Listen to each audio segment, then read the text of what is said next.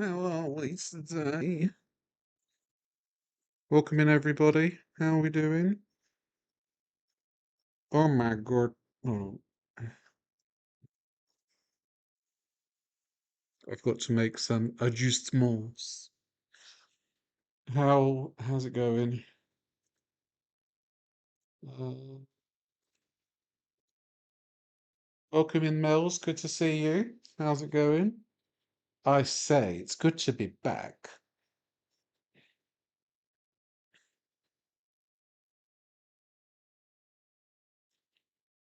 I'll just wait a few minutes for people to come in.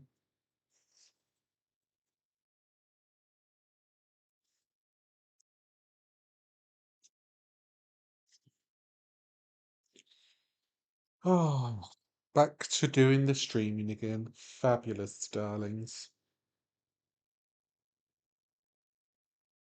I've been a bit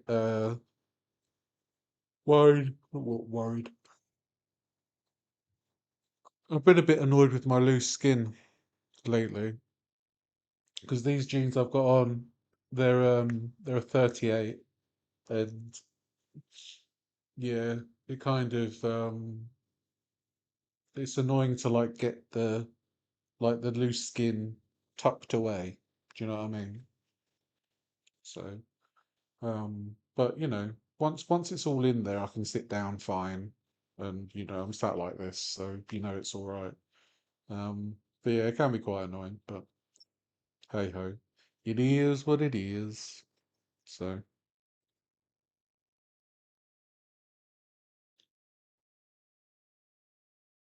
I've still got quite a ways to go anyway, so I'm just going to be a big muscle man. Welcome in, Feminine. Good to see you. Yeah, no worries. That's cool. Like I say, I'll be a few minutes, yeah. I just want to, like, let people come in their dribs and drabs.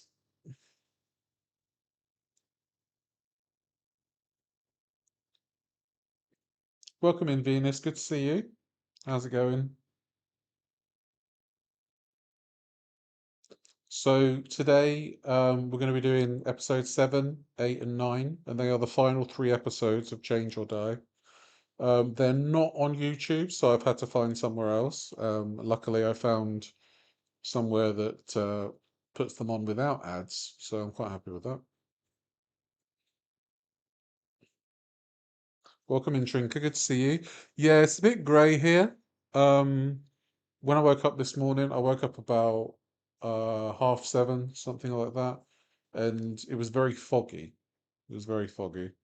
But it's not too bad. I've got my fan on. I'll probably turn it off in a minute. Welcome in, Fresh. Good to see you. Hope you're well.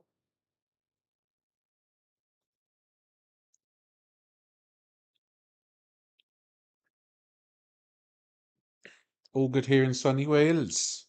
Very nice, very nice. Yeah, it's just grey here.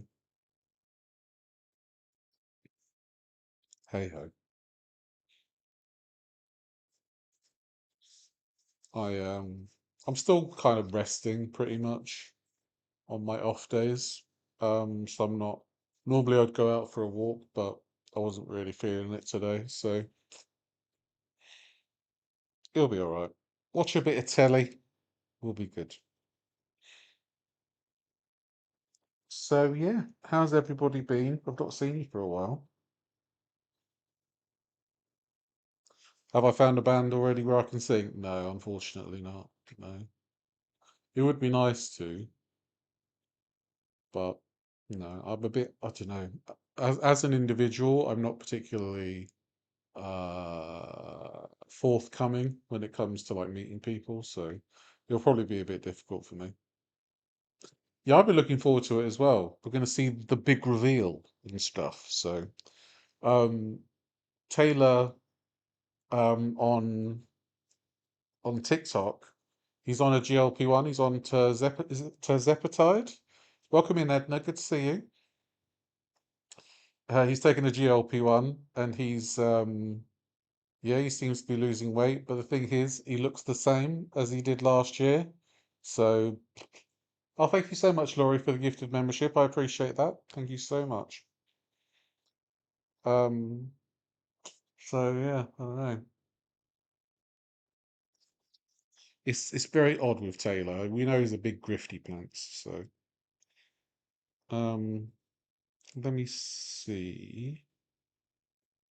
Let me see if I can find him on the old Tiki Toki.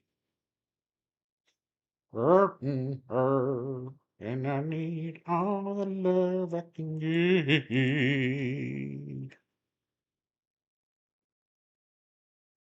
And I need all the love that I can't get to. Chantel said Ozempic was a scam. I mean, it is a scam if you fucking eat half your body weight in cheese. So, you know. What does she know?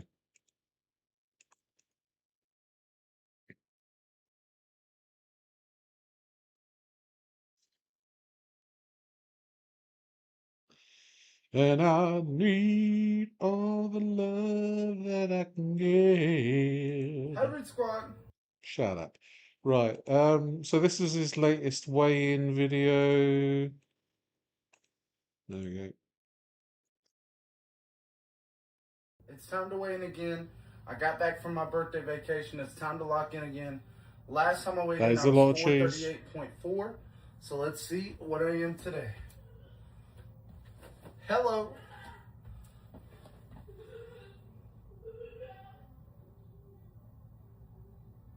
Wait for it. Wait for it. Ah!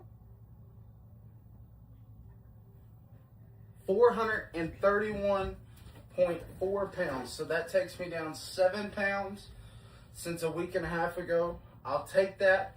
While I was on vacation, I was helping my trainer a little bit because I did kind of take off, like just chill. But I was so obsessed with the scale while I was gone. Even though I didn't have it, in my mind I was like, oh no, what do I do now? What do I do now? Like I couldn't get my mind off of it. So He's very out of breath just talking, which is still very concerning, even though he's lost 135 pounds. Or so he says. with the progress that I've been making and how much I've gone down over the last month and a half since starting the GLP-1, we're now going to be doing weigh-ins every 2 weeks. So from today until Sunday, March the 29th is when y'all will get another weigh-in. The progress has been amazing. I just have to get my mental not as focused on the scale and more focused about how my body is moving, how my mobility is, and all those things. So I love y'all, Reed Squad. Another 7 pounds down, and I will see y'all in 2 weeks. Okay, so this is how he looks at 431 pounds. Okay?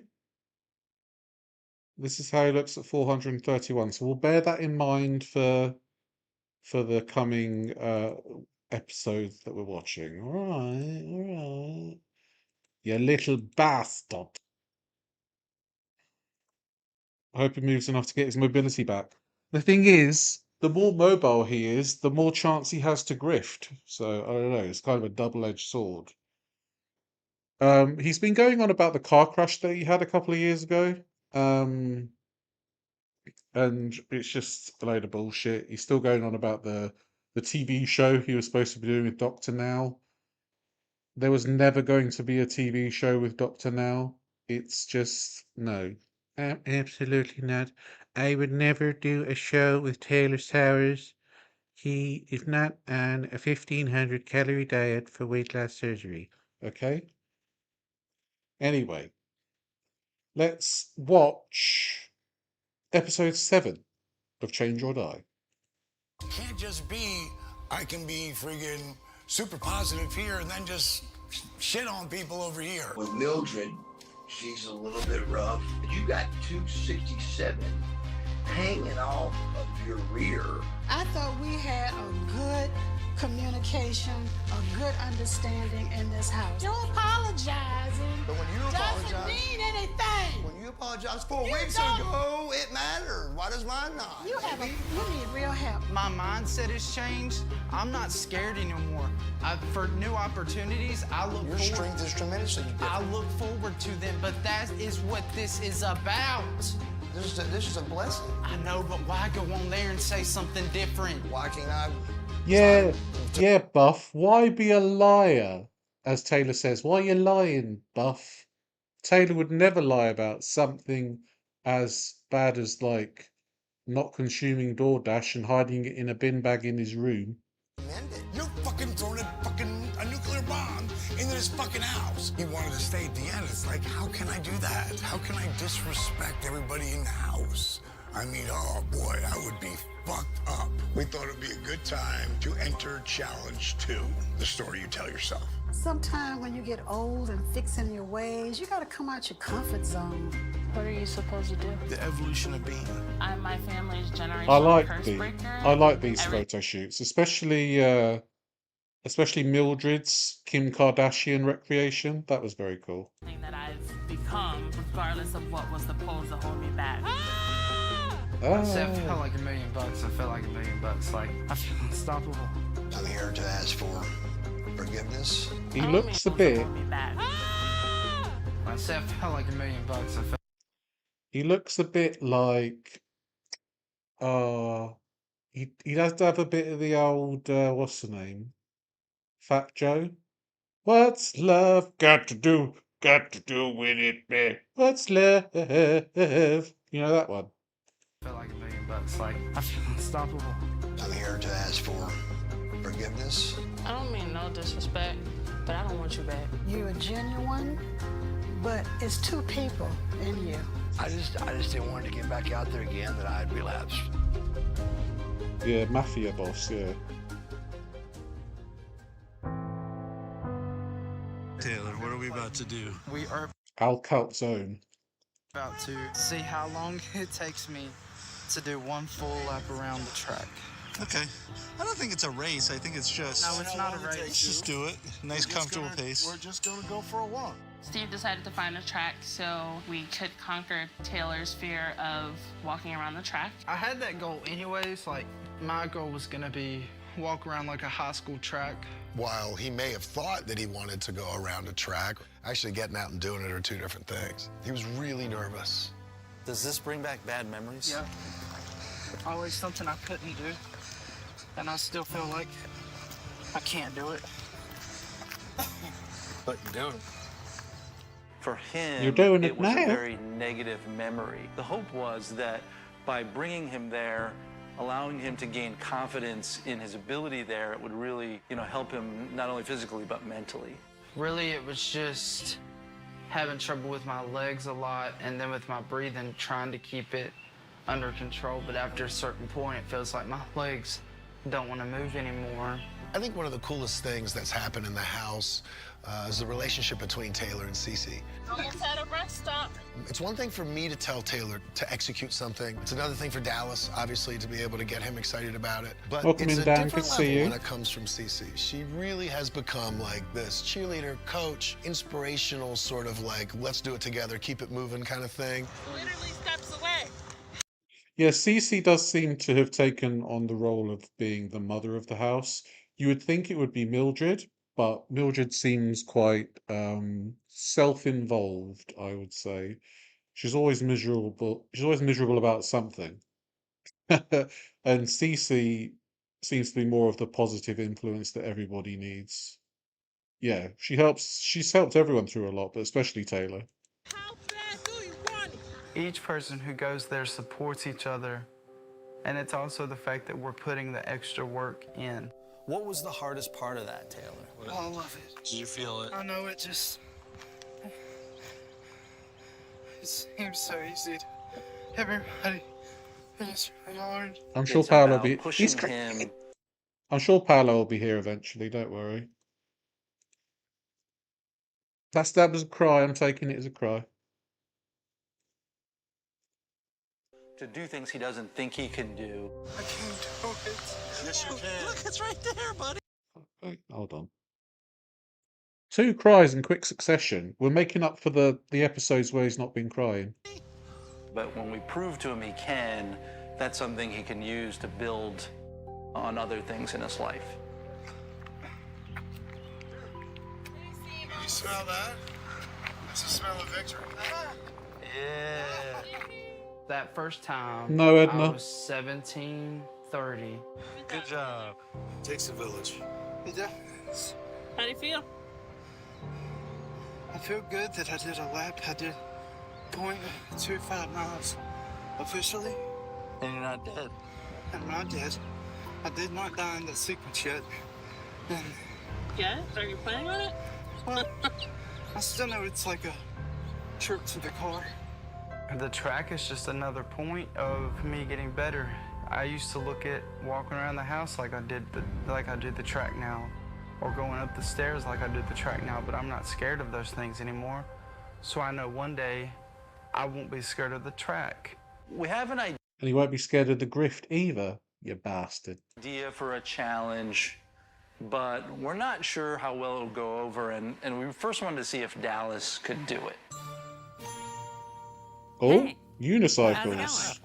I'll bet you're the juggler. What gave me away? No, it's What's the your plumber. first name? I'm Lucy. Hey, Lucy, how are you? Excellent. How are you? meet you. You want to have a little juggling lesson? Yeah, I wouldn't. We're gonna do it for the Change or Die crew, so Cute, cute. I wouldn't ask anybody to do anything. I'll do myself. Lucy's story in particular is very parallel to what we're trying to teach people in the show. And a lot of it was overcoming self-doubt. At that moment when I learned to juggle, when I went from not being able to do it to, hey, this works, and if I keep doing it, I'll eventually get better at it. I Very had this good. experience. I felt for the first time this little taste of agency in my life where I was in the driver's seat. When you first started doing this, how did you pick it up quickly? The unicycle took quite a while for me. It was about a week before I could sit on it at all. So you fall off 1,000 times. The next 1,000 times you try after that, you can go a couple feet. Having that model of like, okay, I've been able to do this one thing that felt completely impossible. Yeah, I've Taylor's gotten to the legs other do look side of it. painful, yeah, I they think really I can do. do anything else. All bow-legged The and stuff. basic pattern for juggling is this crossing throw. You're throwing Welcome left in, to right, Sharpa. right to Right, left. right. each So how do you time. start that? You don't start off with Yeah, that. you don't even start with 3 objects. You really are gonna start with 1. So it's gonna come straight up and come straight down. You want your stance nice and even, balanced. Nice, nice. Now that same That's it. timing where we did the throw, snap, catch, we're gonna change that into adding 1 more beat. So it's gonna be throw, throw, catch, catch. Throw, catch. Okay. Yeah. Throw. Yeah, that's it, that's it. Yeah, that's it. This really isn't about juggling. It's about proof that you can actually do anything if you set your mind to it. I can pretty much do anything I set my mind Welcome to. in, Debbie. Good to see you. But honestly, I'm here. I'm back. I don't know about the juggling. Your hands are We'll see. too small. Oh. What a thick-ass belt this was. That's a good belt.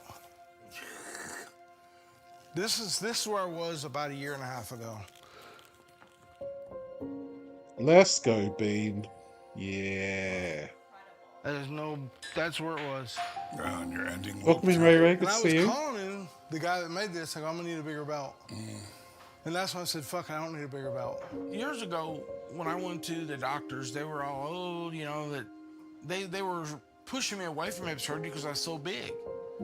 Because you got to be a certain size to be able to have it, apparently. The hospital, pretty much everywhere we operate, they have a BMI cutoff of 40, and so you were 46 before. Last time you're 43 at this point. Got about 20 more pounds to go. We can't get it, Doc. We tried. This is gonna starve him. Butterbean's already lost so much weight. I mean, he's come so far. I don't know if he can lose that much more weight I off am, Debbie. this. Thank you. He's not the normal human being. This is like Fred Flintstone. And I'm trying to help, but I can't only move him so far. Yeah. We get that one done. He's coming back for the next one when you say he's ready for the next one. At this point, we're just crossing our fingers, hoping that Dr. Kim will actually give us the green light on the surgery. The more you can do it before surgery as well, in the meantime, better as far as to try to loosen things up as much as you can. As far as the scheduling, my scheduler will be calling you probably within the next day or so, and then she'll kind of go over the soonest available. Yeah. That's definitely good news. That is good news. Ooh. To have hip surgery was the goal. He's going to be getting hip surgery. I was thinking like maybe 6, 7, 8 months afterwards, but we hit it. To have surgery, we were having surgery. That was, in a really positive way, shocking. Really kind of blown away what Butterbean has done. Seems like He's exceeded all my expectations. My life's been a roller coaster. I mean, you get up and then you get shot down, you get up, down. I'm on the upward, the main thing is to be able to go out and hang out and spend time with my grandkids and walk out. And not just, on crutches I'm good, a cane I'm good, but to be able to not use that is even going to be better. In preparation for Butterbean's hip surgery, we had some studying to do. And somebody suggested that we might watch a surgery together. So we pulled up a surgery on YouTube and we held hands. No, I do love Butterbean, yeah. Thank God to be asleep. Hip surgeries are really invasive. There's cutting, there's sawing, there's boring out, there's hammering that goes on. Now that the hip joint is open, the hip can be dislocated. It was wild to sit with my buddy and watch him really think about the things that he was watching that were going to be done to him. My assistant flexes So at least he'll be asleep. and rotates it. Oh,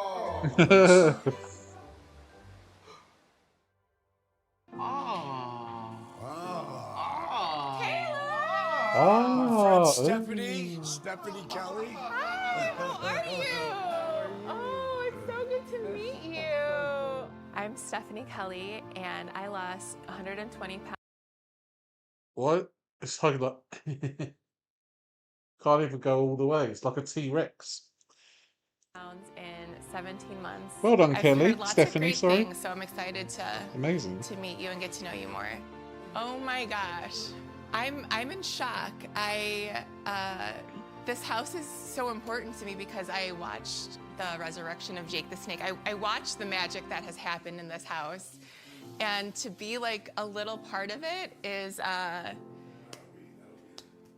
Wow, it is a moment. They really drink it. Actually, I found Steph on the Facebook site, that DDP Yoga Facebook site. And when I saw her, she'd worked, Oh, she's done amazing. I think it was 6 months and lost 34 pounds. What did you start at? 300. At 300. And I just contacted her on the things. I said, wow, she's putting all that work and only lost 34 pounds. Maybe if she just knew more about the food. So I turned her onto the list. I got the phone call from Dallas. It was a complete shock to me. He was like, all right. There's that's your only this, Ray inspiration Ray. for the day. This is And, the only season. It's because you earned it. And that was really important to me because Yeah, it she looks wasn't really I was good. just a random person. It was because I put the work in and I worked really hard, and he could see that, and that really meant a lot to me. You're gonna have good days and bad days. I mean, that's just life. Whether it's on the scale or on the mat, or family, work, relationships. There's good days and bad days, and it's good to see those ebbs and flows. Everybody knows when you're on a weight loss journey or any kind of journey to improve your health and fitness, you're going to have days that are worse than others. And I think it's the way that you handle those bad days that kind of give you an indicator of how you're doing. Because sometimes you can have a bad day and it's not even the whole day. Maybe it's just a few hours or a couple of hours. But then sometimes the bad day turns into a bad couple of days, turns into a week. And personally, I think I've got better at handling things that are kind of the normal setbacks. Group DDP yoga on stream together. Oh my God. That would be quite cool, wouldn't it? So I feel yeah, you definitely have to acknowledge the setbacks and don't let them set you back too much. You got to take 3 steps forward, 1 step back in a way. Flows throughout your journey. Every day can't be great, because if every day was great, it's just a normal day. And be honest with yourself.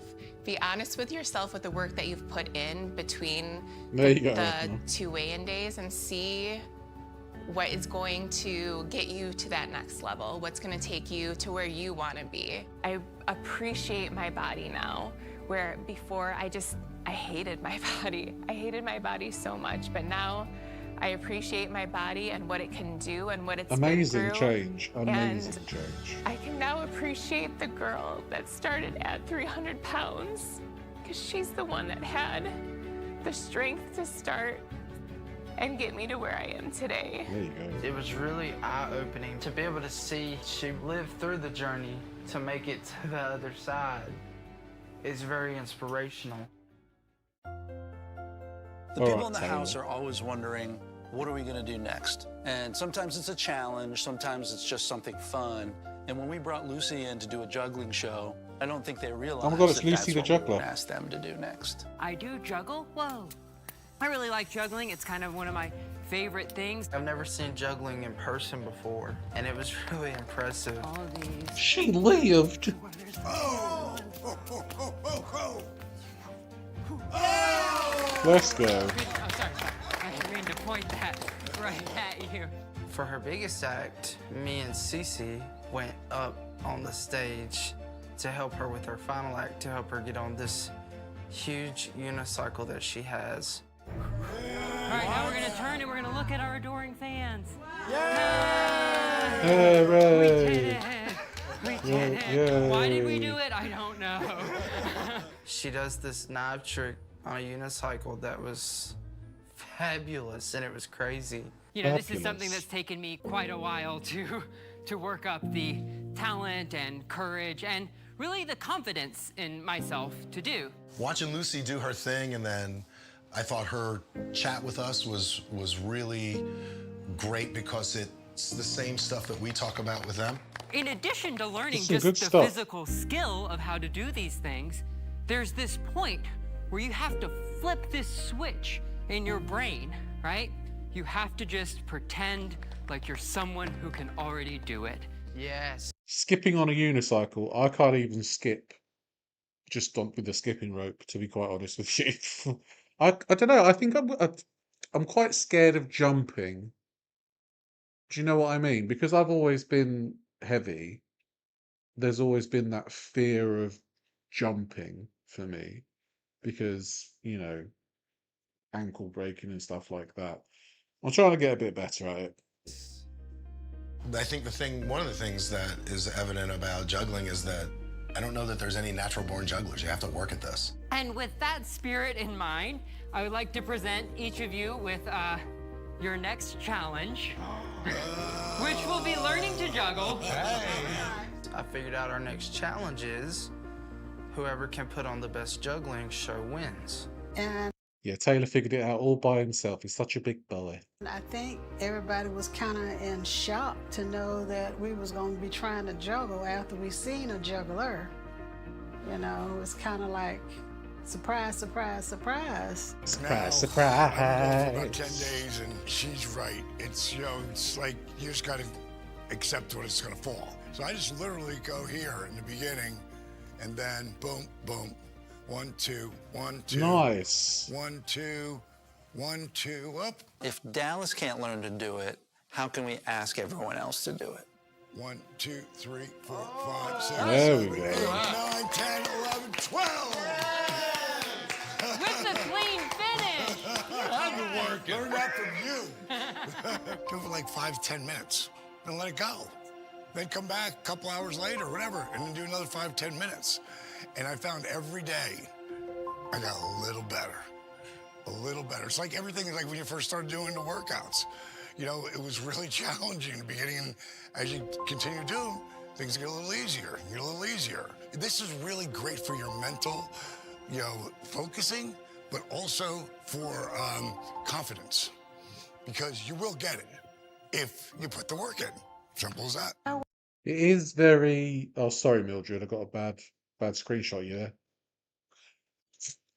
there. Yeah, I think juggling is a good analogy for the challenges that they face, because juggling seems almost impossible at first, right?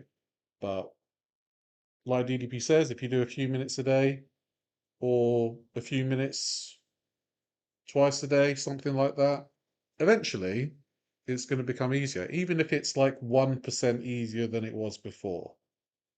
Eventually you'll become good at it. And that may take a week, it may take a year, but as long as you keep trying, you'll get there.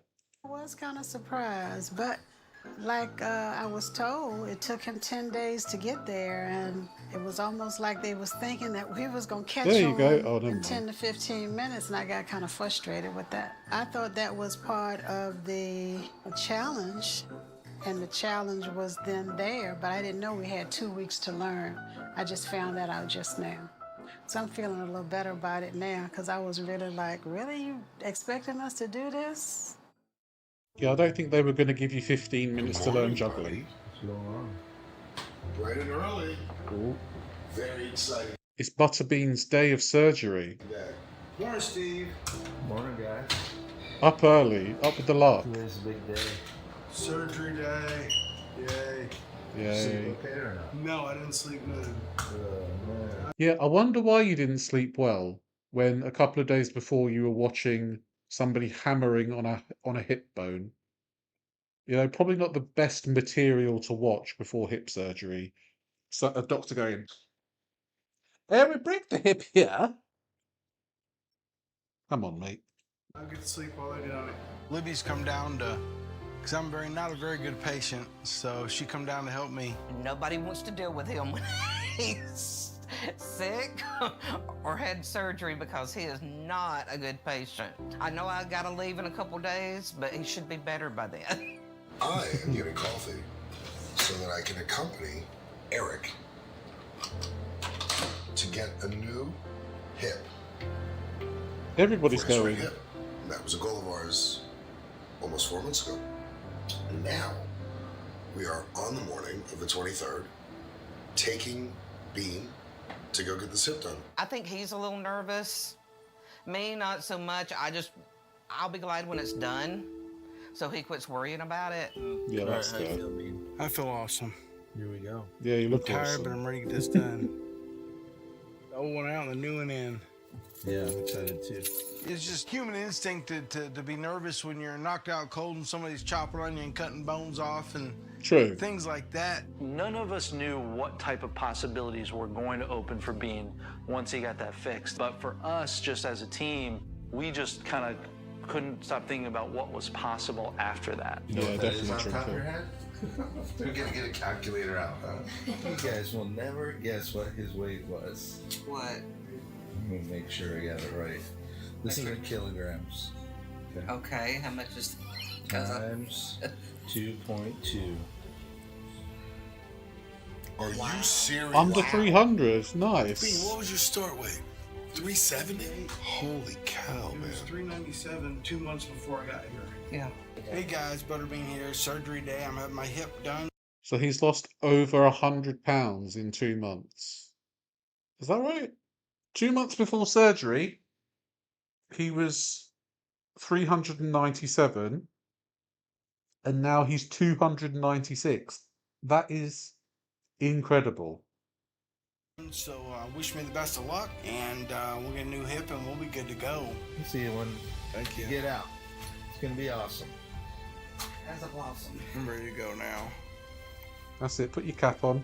Don't want your hair falling On a out, scale do of we? 1 to 10, with kind of, I guess, run of the mill hip replacement being like, let's say, a 5, his was definitely a 10. Definitely a memorable surgery just from the size and amount of effort it took. It's a very physical surgery. Just the instruments and tools that we use. Essentially, I'm using power saws, large hammers, bone chisels, things like that. On a regular basis, it is pretty physically taxing. But then when you have a challenging patient, such as Butterbean, it really adds quite a bit more level of physical effort. The major challenges in that situation, his body habitus, which is the shape of his body, but under that size, he has a lot of muscle as well. So getting down to the joint, that alone was very difficult. I think that's what my body's like. There's a lot of fat, but there's also a lot of muscle there. which is why my body weight is quite high, and I don't look like I'm over 300 personally. I don't think I look over 300. I think you said that. Difficult. And then when you add the fact that the Oh, sorry. Oh, fuck. Ah, well. We'll skip the surgery bit. I've never seen your feet do that before. And I'm not trying to. Pain-wise, how are we feeling? Yes, sir.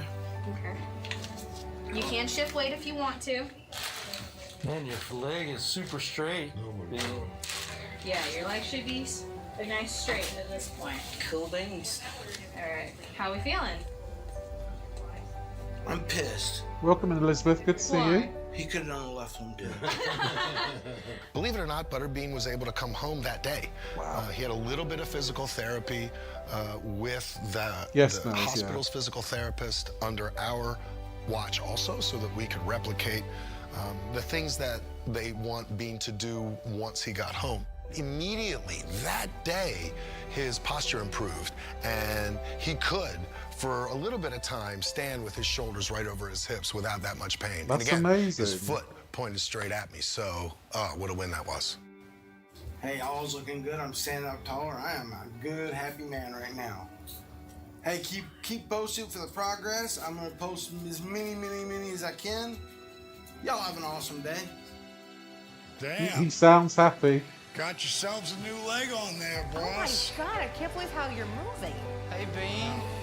Wow. Shut up, Taylor. Wow. Bean, you look amazing. Yeah, let's go. You're wearing the same socks. Lucky Bean socks. Oh my God, I cannot believe your feet. Way better, huh, Will? Says the worst hippies ever did. How far now can you straighten up? That's pretty damn good. That's good. Wow. That's pretty damn I'm good. still sore from the... Sure, you're going to be sore. But I just love that your foot's straight and you can straighten your leg. I don't have to push it straight now. Before I was having to force it. Right. That's amazing. You have a more positive outlook on things in general from this experience? You know, I had a positive outlook anyhow, but yeah, without a doubt. Oh, yeah. It's a lot more positive now because I see how much that with just a little bit of work in the right direction, you can change your body and make yourself feel better. I feel so much better. I mean, I feel alive now. Where before I was like, I might die next year, I'll be over, and then, I mean, that may be a sad way to look at it, but that's kind of how I felt. I didn't have no hope. Now I have hope. Do you know what? I understand completely how he's feeling. Yeah, the Faith songs, There You'll Be in It from Pearl Harbor.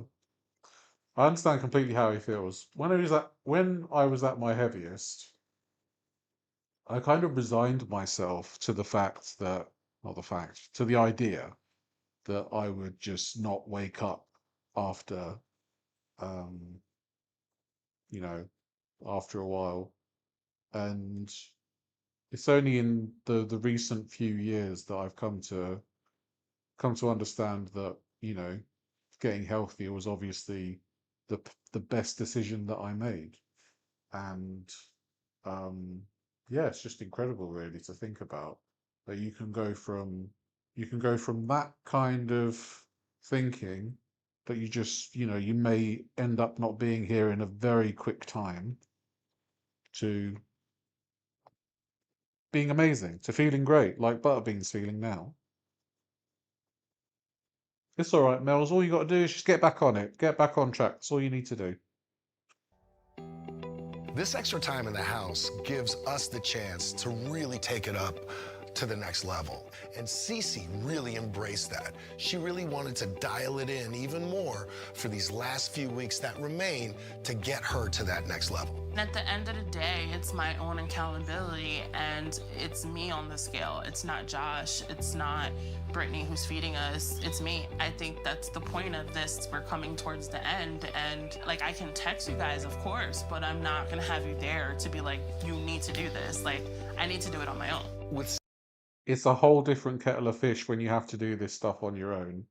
It's great having this opportunity to be in DDP's house and do all this work, but you can't live there forever, and there is going to be a time when you need to strike out on your own. And I'm looking forward to seeing how they do when they strike out on their own. We obviously know how Taylor did, but it would be nice to know about the rest of them too. See, we talk about, she always says she wants to work on her core. At the same time, while she was watching her calories, obviously, and getting leaner, we also were trying to increase her strength in her core. You're looking leaner, girl. Thanks. You feeling leaner? I am. Good. It's not about the sprint to see. It's about the journey and continuing to get back to that spot she was in, 2 years ago. So blown away by Cece's mindset and how in the beginning she was very much, no, I'm good. No, I don't need that. No, I'm good. So proud of what she's done, and I think her story is only going to get better Welcome because in, she Mud. keeps Good to see adjusting her you. goals. Where she came in when we first started and where she thought she'd Let's finish, go. I think are miles different today than they were then. Nice. Great job. Thank you. Great job. Thank you. All right, come a long way. Long, long way. You're ready, girl. You're ready for freedom.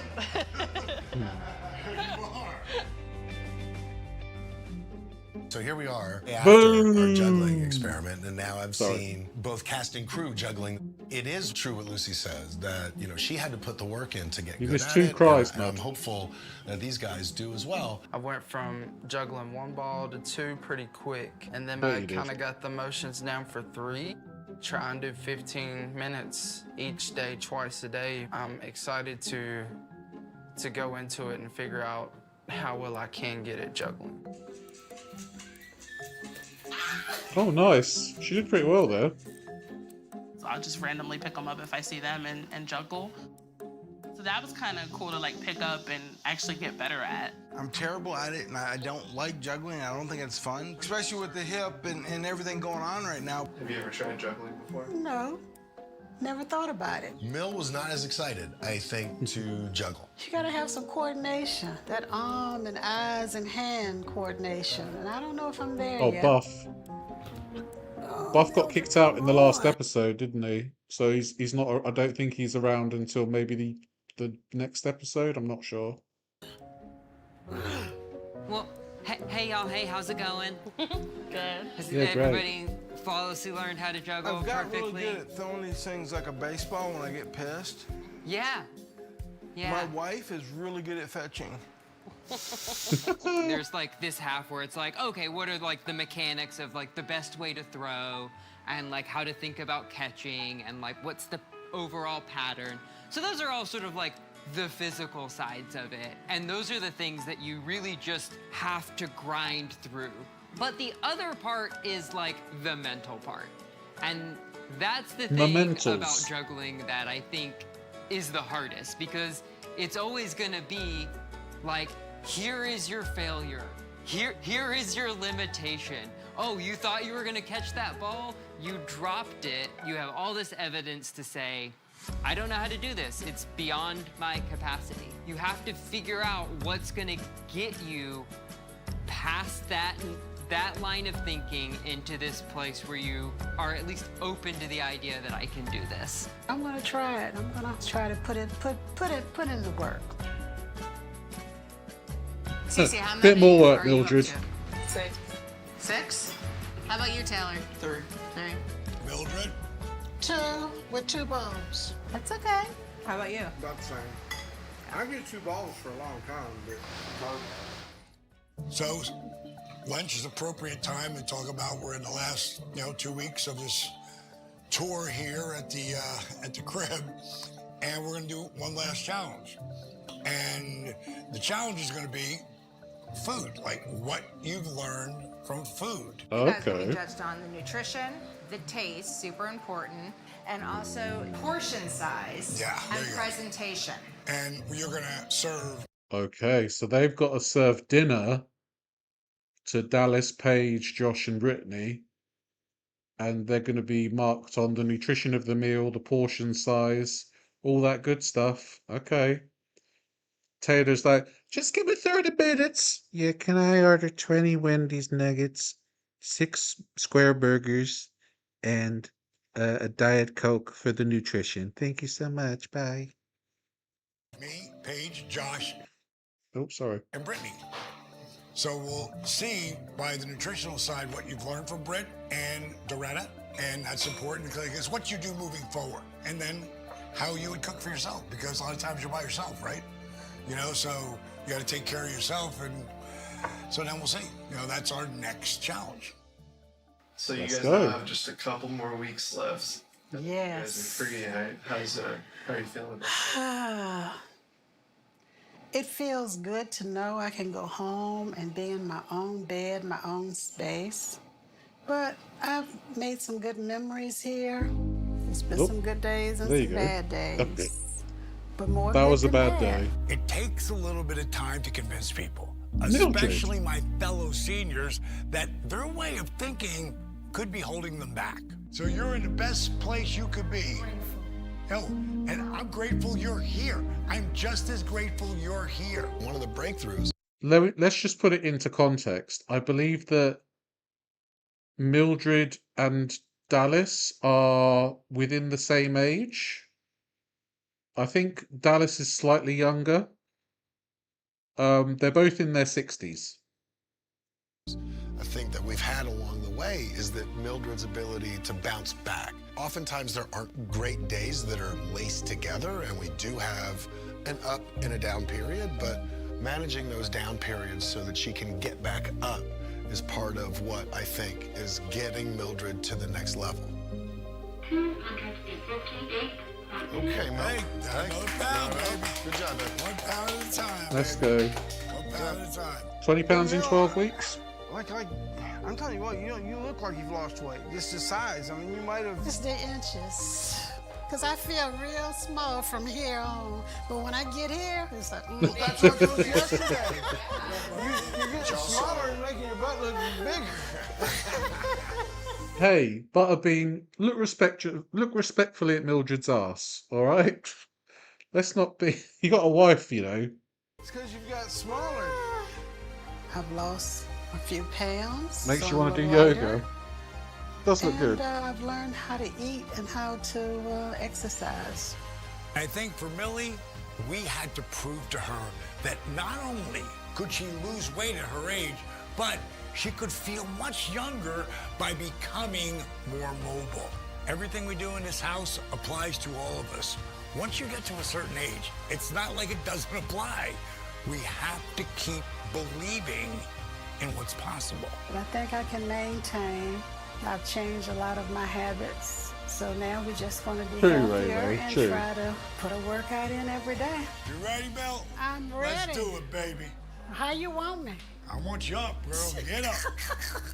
Get up. Even with me coming in the house, that big top on and them jeans, my face was a little puffier. Take it back. Out to a teal. Get up. Oh, she looks amazing.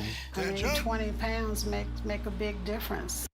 Exactly. It seems like it's just a little amount, only 20 pounds, but she has to take into account inches lost and how she feels as well. It's not just about the number on the scale. You do have to consider many other things as well.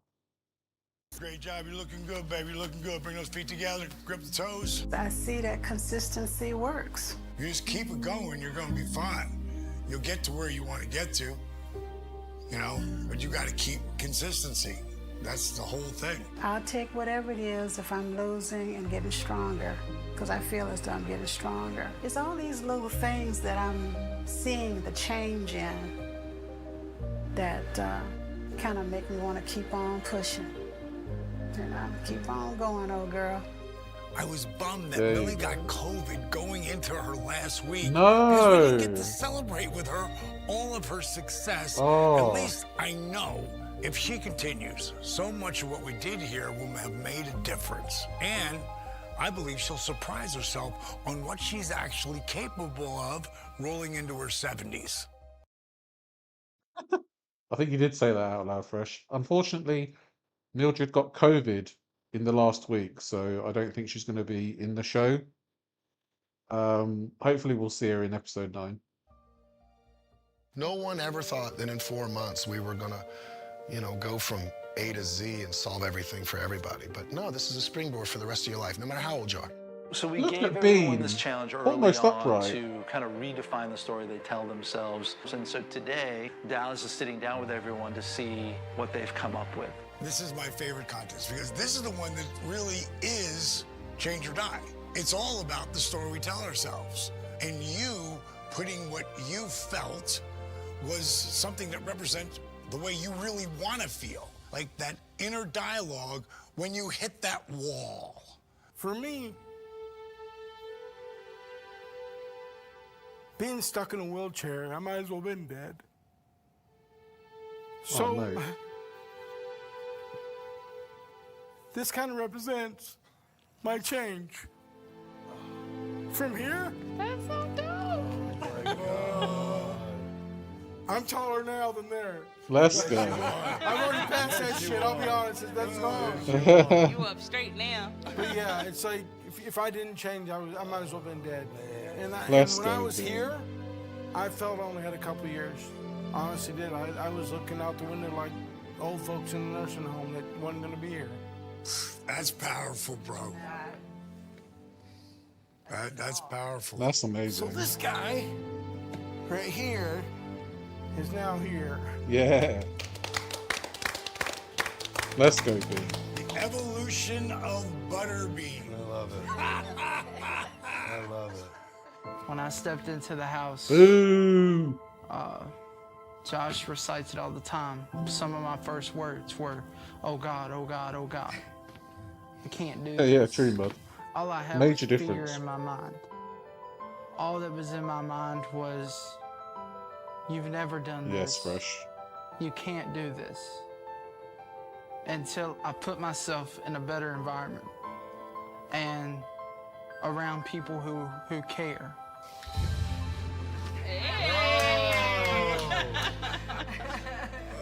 What? Look at that. That is so cute. Is he gonna cry? My true potential lies beyond my fear of failure. First of all, as you see me in a suit all dressed up, feeling like James Bond, not only this, but that I think it's really cringe. Sorry. day made me feel unstoppable. In this picture, as you can see, I'm stomping fear right out. Sweet. Great job, dude. Very nice. Very nice. I was raised in the hood, and in the hood, you're a product of your environment, right? So I believe you're a product of your choices, not your circumstances. My story is Is that AI? I'm my I don't know, family's Shah. generational Welcome in. curse Good to breaker. see you. It looks a bit AI. That is awesome. Because none of these things have stopped me in my pursuit of being who I am and who I'm meant to be. So I'm all there's good, thank you. education. I'm Hope you're well actually too. the first in my family to graduate from the high school they went to. Wow. There's cuffs for illegal activity. My brothers were drug dealers at one point. There's sickness. My mom has dementia. My grandmother, has diabetes. My father, high blood pressure. Not financially stable. I actually worked for myself for the last 3 years. And I live in New York. That's like freaking impossible these days. And during a pandemic. And I did very well during the pandemic. So I understand the sentiment behind it, but I'm not really a fan of the picture. I'm not gonna lie. Red really does suit her. I'm not a fan of like the tree and all that kind of stuff. Like Butterbeans was really simple, understated. And Cece's and Taylor's seem very busy. that's what that is for. But yeah. And what about the wheelchair? My grandma, she had an amputated leg with her diabetes. And I had a clear record for my health record. But I mean, the reason I did this show was because for how long was that record going to be clear? I'm teared up from all three of these. Oh, wow. Can you pick on any one of those? No. I love Bean. each and every one of them. And I know they were helped, but it's still their message. Yeah. Each one of their messages. It's powerful. The community will see this, hopefully, and it'll mean something to the community. So, Bean, bean, bean, bean, bean, bean, bean. eeny, meeny, mo. There's no way we could pick one here. You all win. That's You cop won out. coming in here.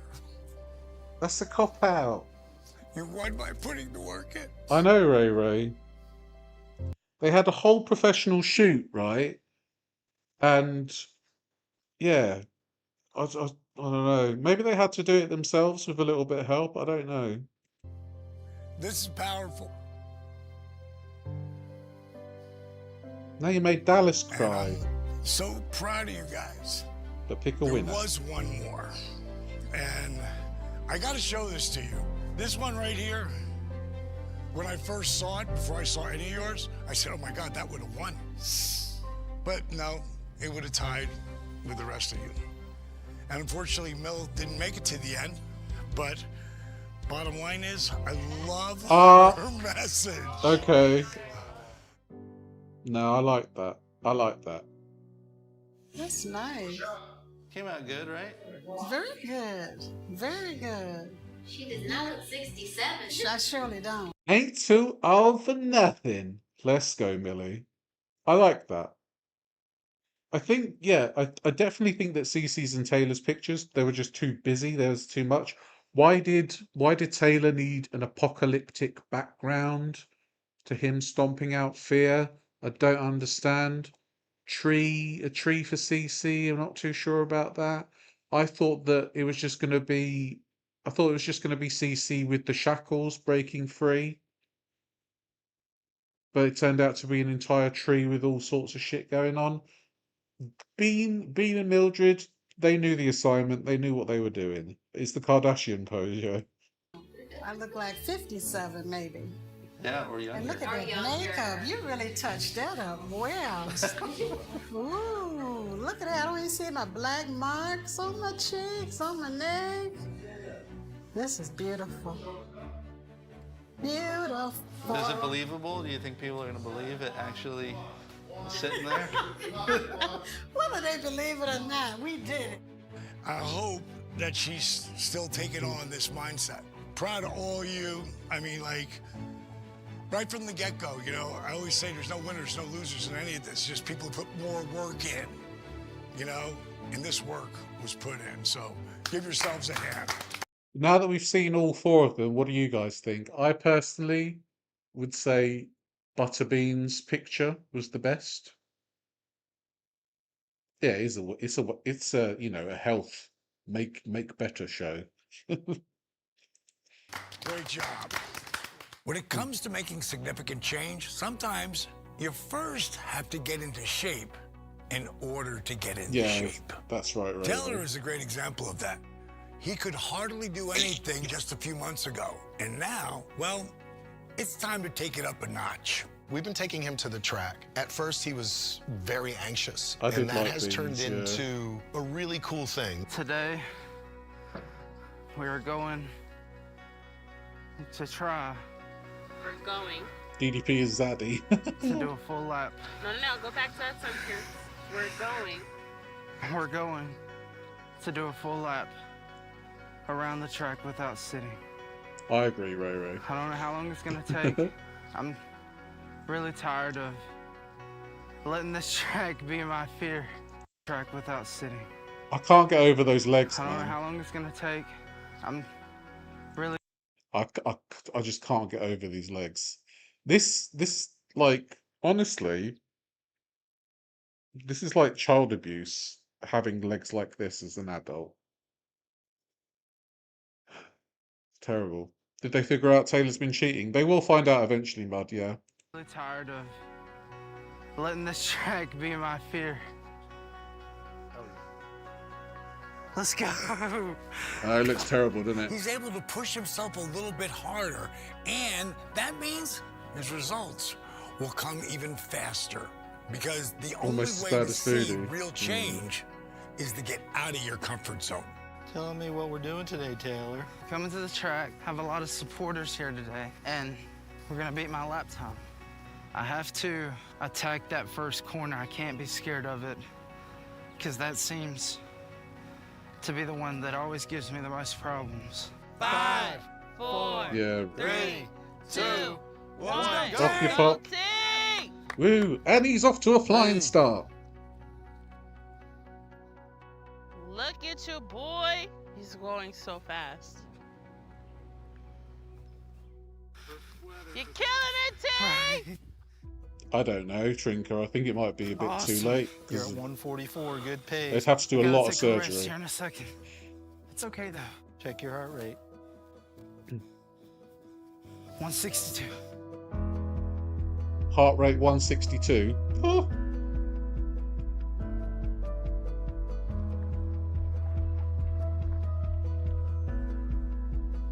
I think I got up to like 120, 130 when I woke up. Outside, the sun has to shine. I'm coming.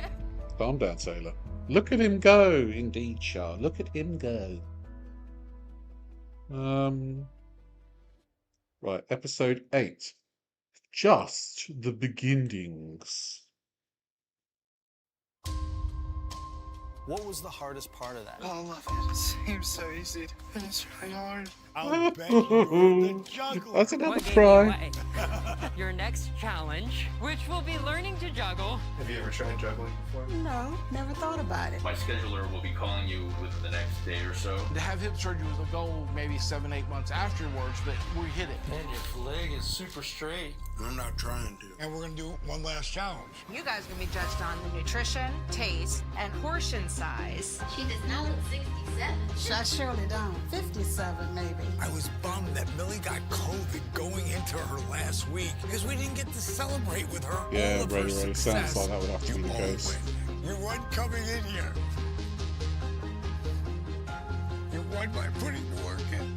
At first, he was very anxious about the track, and that has turned into a really cool thing. Coming to the track, have a lot of supporters here today. We're gonna beat my lap time.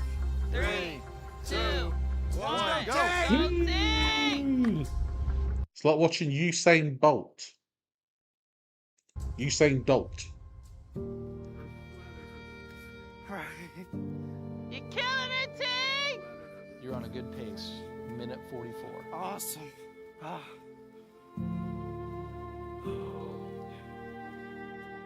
Come Taylor on. thinks today is about beating his best time on the track, but he doesn't know what we really have in store for him.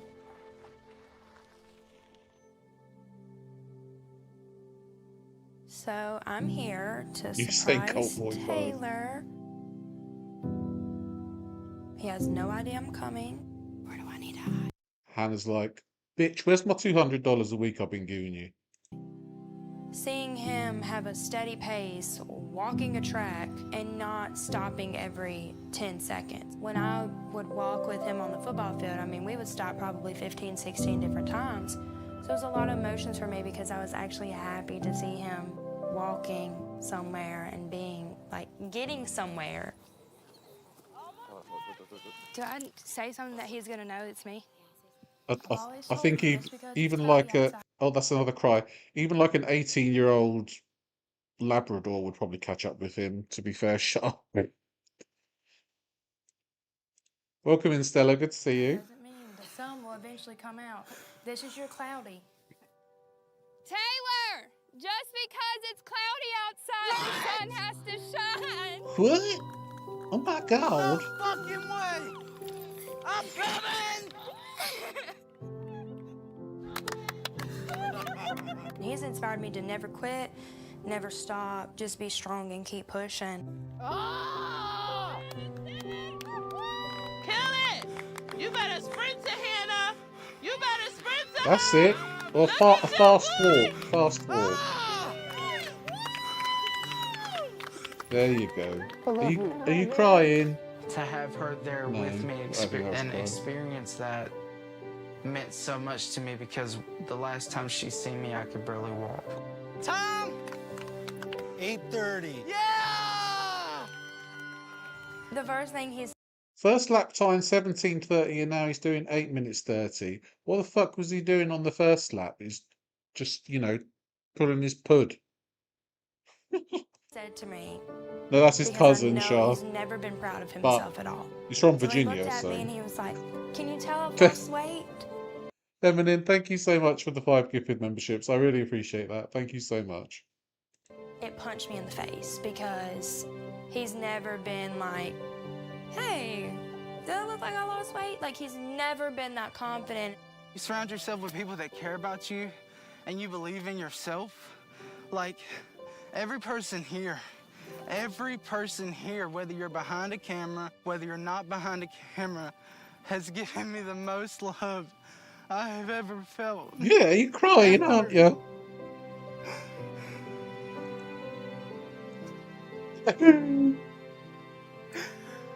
I was somebody who didn't think I was meant for anything, but I'm meant for so much. Like,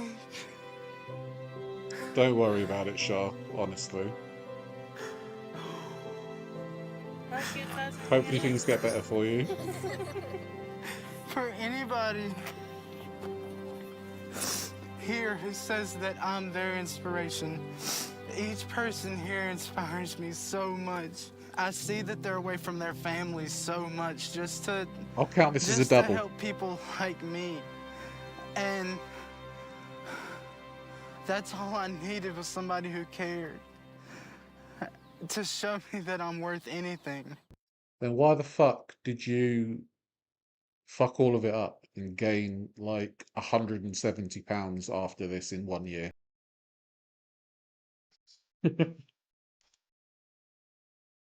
When we dropped him off, I had in my mind he was going to be home within 3 days. Like, I had it in my mind he was going to give up. But me coming down here and watching him grow as a person, mentally, physically, and emotionally, like, he's a different person. Like, he still will always be Taylor, but he's not the Taylor that I knew in January that was angry at the world and hated himself and hated everything. Like, it's not him. I think he's full of life now and he's ready to go conquer everything that's thrown in his face. And I'm proud of him for that. Yeah, you're a good judge of Did you ever character, think Hannah. you'd be able to do something like that? No. No. Look at that. It's pretty amazing. Cece, any predictions for tonight's dinner? Yeah, I'm just gonna wing it. Chicken wings. Whatever happens, happens. The cooking challenge I didn't feel was a fair challenge to everybody else. Very humble. Because I was the weekend chef. Yes! Hello, everyone. And welcome to La Cocina Boricua. Puerto Welcome Rico. to Cece's Kitchen with my lovely assistant, Taylor, aka Dora. Today, we're gonna be making salmon ceviche with plantains, or in other words, tostones. And since Josh does not eat seafood, he'll be having yuca and pork. Taylor, do you know how to cut lemons? Not very well. You just have to cut them in half. Oh, sounds good. I pre-cut lemons. Oh, you're fancy. I knew what you were doing. Really? I told no one. I don't think that's how she told you to cut those. Are you deterring from the way I told you to cut them? For a second, I did. For but why? Just to make them smaller. No, I didn't ask for that. Didn't. Taylor needs his food cut up for him, so, you need to make sure everything's bite size. Or just fits in his hand. Didn't at all. Thank you, Steve. The tostones are usually like fried in oil. So this is like a healthier way because I did them in the air fryer. It was my first time doing that, but they didn't turn out bad. I tried one, so I hope you like it. I did portion correctly. I did great presentation. I had vegetables, I had protein. I brought in my culture. I mean, You think you have this in the bag? I don't want to say got in the bag, but it's just not a fair challenge. All right, Cece, I have my first question. Are those plantains? They are plantains. Plantains are about 218 calories of medium plantain. So I give you guys each Personally, half not a for me. plantain. You guys are having salmon ceviche, which is a lot of vegetables mixed in with salmon. The judges have never had my cooking, so that was kind of cool. It's experience. I heard Dallas say he was really excited to It's try like because I Master am the Chefs. weekend chef. Josh's plate is a little different because he doesn't eat salmon. So he has a sauteed pork chop with guacamole and a little bit of salsa on top. I will look at something and I'll go, I'm not gonna like that. And I am wrong. And this is really good. I didn't tell her that I don't eat nightshades because they affect my knees and my back, so it's not worth it. But it's really good. I'm surprised, that I like it, to tell you the truth. Yeah, I'm not a Fair big enough. salmon or fish person in general, but this is, like, I will eat this. They tried all my food, so They're like, yeah, it's palatable. I don't normally eat this shit, but I'll give it a go. I'm very impressed. It's not fishy.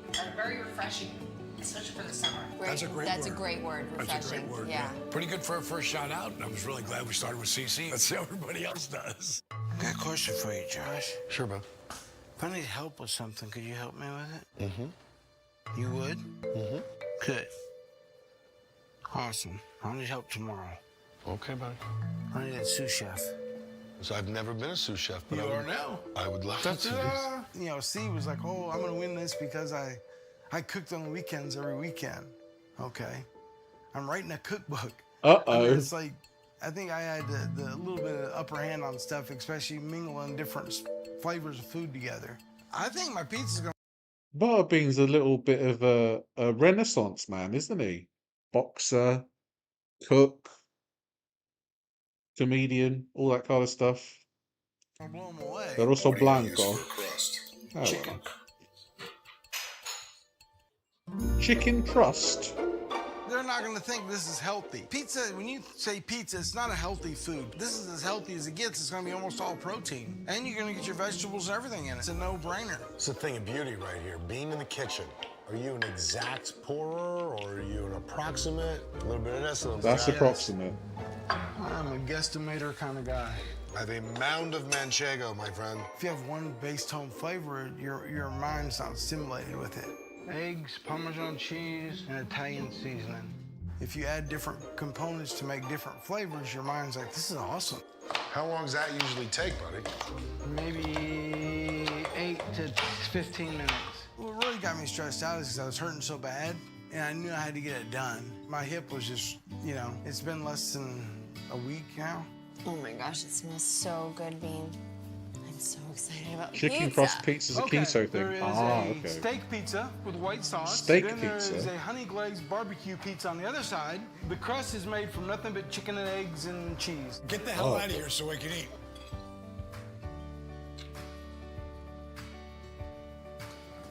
Ah, really good. I'm digging the crust, too. Yeah, the crust looks amazing. Different, man. So which one's your favorite, though? I like the steak better. I like the chicken. And I'm finding it hard to believe that there's not a lot of calories in this. Yeah. Mr. Esch will now explain to us what we have in front of us. Sweet and sour and hot, spicy fruit dish. I would say the pizza by itself isn't quite as balanced because it doesn't have any like fiber or carbohydrate source. You do need Yeah, some, but then if you that's add in true. the fruit, it does kind of bring that up. Right. I think that's why he did it. I own restaurants and things like that, so when I cook, I want it to be spot on. Salad's great. Yeah, you definitely got your veggies in. Yeah. Great. Bean destroyed that. I liked that. That looked all right. I've had a hard time with him being gone, but I'm proud, very, very proud of Oh, everything there's that Taylor's he's mum. accomplished and everything that's been going on. I look at pictures here and there, but I hadn't seen him in person, so I'm excited. Water! Oh, look at you walking down the steps so fast. Oh my God. Yeah, all thanks to you. Say hug. I love you. I love you. I'm so Oh, really, proud of Mills? you. I I've mean- had a really hard time with the I letting think CC's dish was an acquired taste. And, almost everybody likes pizza. So, I don't know. go thing and with letting him grow up. I missed you so much. I missed you too. Let's hug again. He looks so good. I love it. You look so good. I'm so proud. You're sitting on a stool. Thanks, Mama. Look at you. Look at you. It's the last week here. It's a mix of exciting and sad at the same time because I know that means the house is about to be empty. Dallas came to me yesterday with a crazy opportunity. Taylor, I What's think. that? He wants to keep me here a little bit longer because of how good I'm doing. I'm happy for you. No, honey.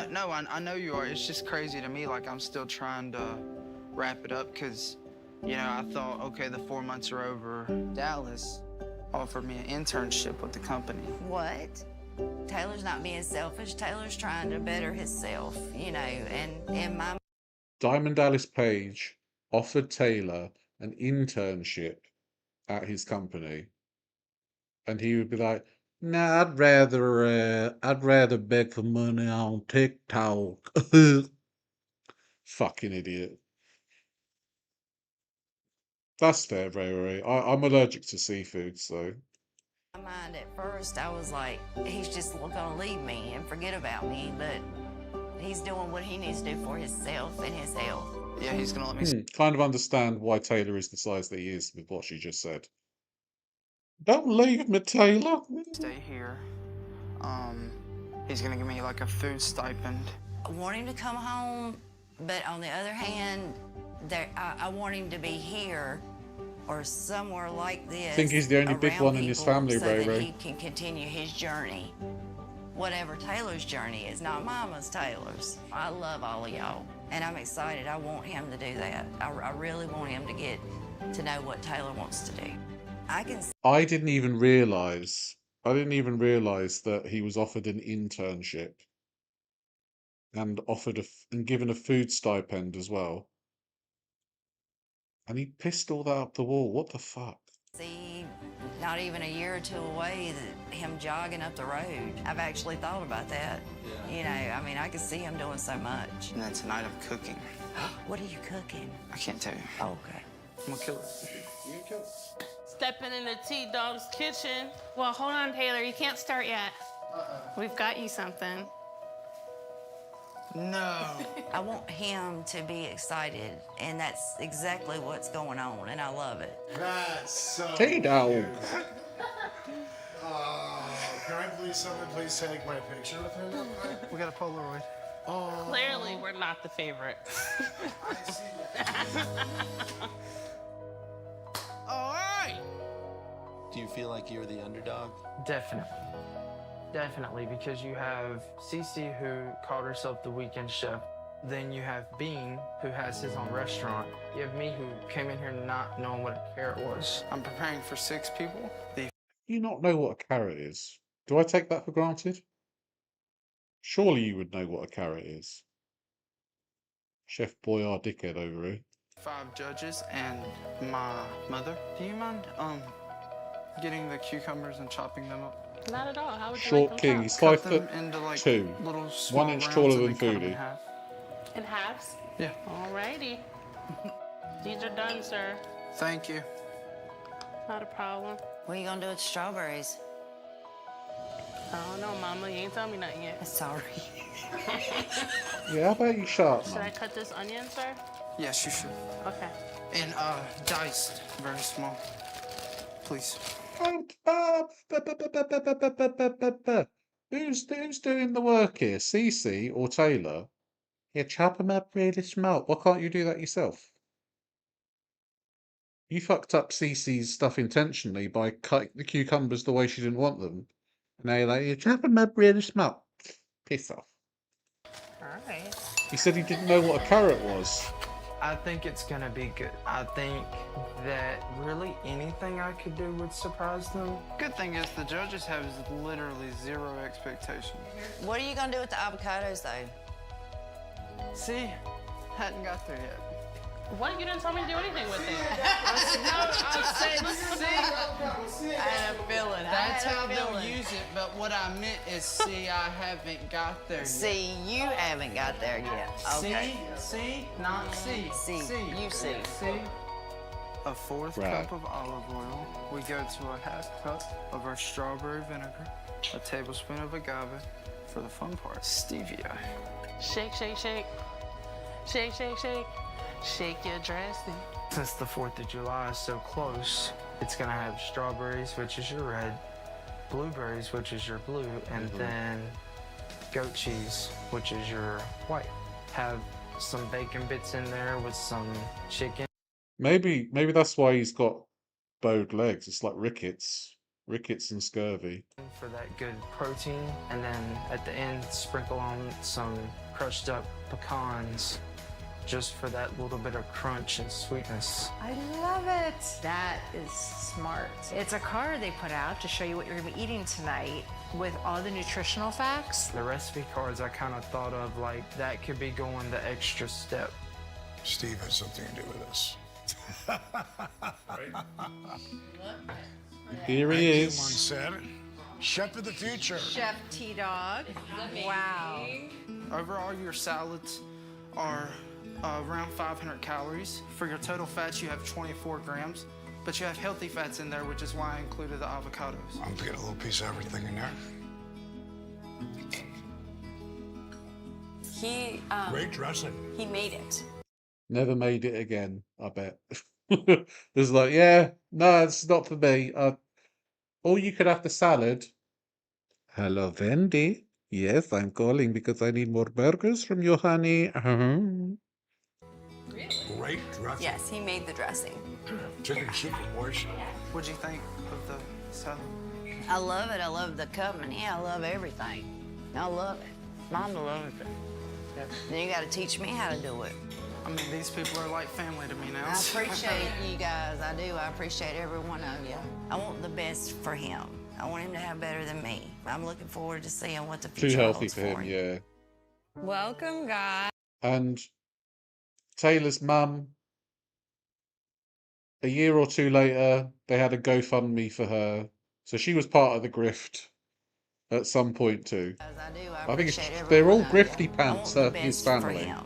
I want him to have better than me. I'm looking forward to seeing what the future holds for him. Welcome, guys. Bean, upright. Really impressed with your food presentation because two of the things I never even ate before, and having been forced into the kitchen to take it on, and especially in Taylor's position, never really doing anything like that. We did judge it on a couple different criteria, so nutritional balance, portion size, presentation, and taste. So Cece, we'll start with you. So many good things to say about what you did. It was creative, it tasted good, it looked pretty. Really, really impressed with how you thought out of the box. Who do we think's I would winning? like to see actually a little bit more plantain and almost less ceviche. That would have just increased the fiber content a little bit and would have given me more of a vehicle to eat the ceviche. Like I kind of felt like I had more dip than chips. Butterbean, again, another delicious meal. I think that might have been the best pizza I've ever had. Oh, hands down, absolutely. The flavors combinations were so unique. Never heard of it, and nor did I ever think I would eat it, much less enjoy it. Blew my mind. I do feel like it was a little dense, a little calorie dense. So I think Yeah, exactly. that for a single It's serving meal, so depressing, isn't it? probably would have done maybe just one slice of pizza. You didn't have to eat both of them. That was on you. You didn't have to eat both. Yes, but you did serve it. So. The way the fruit was marinated, fantastic.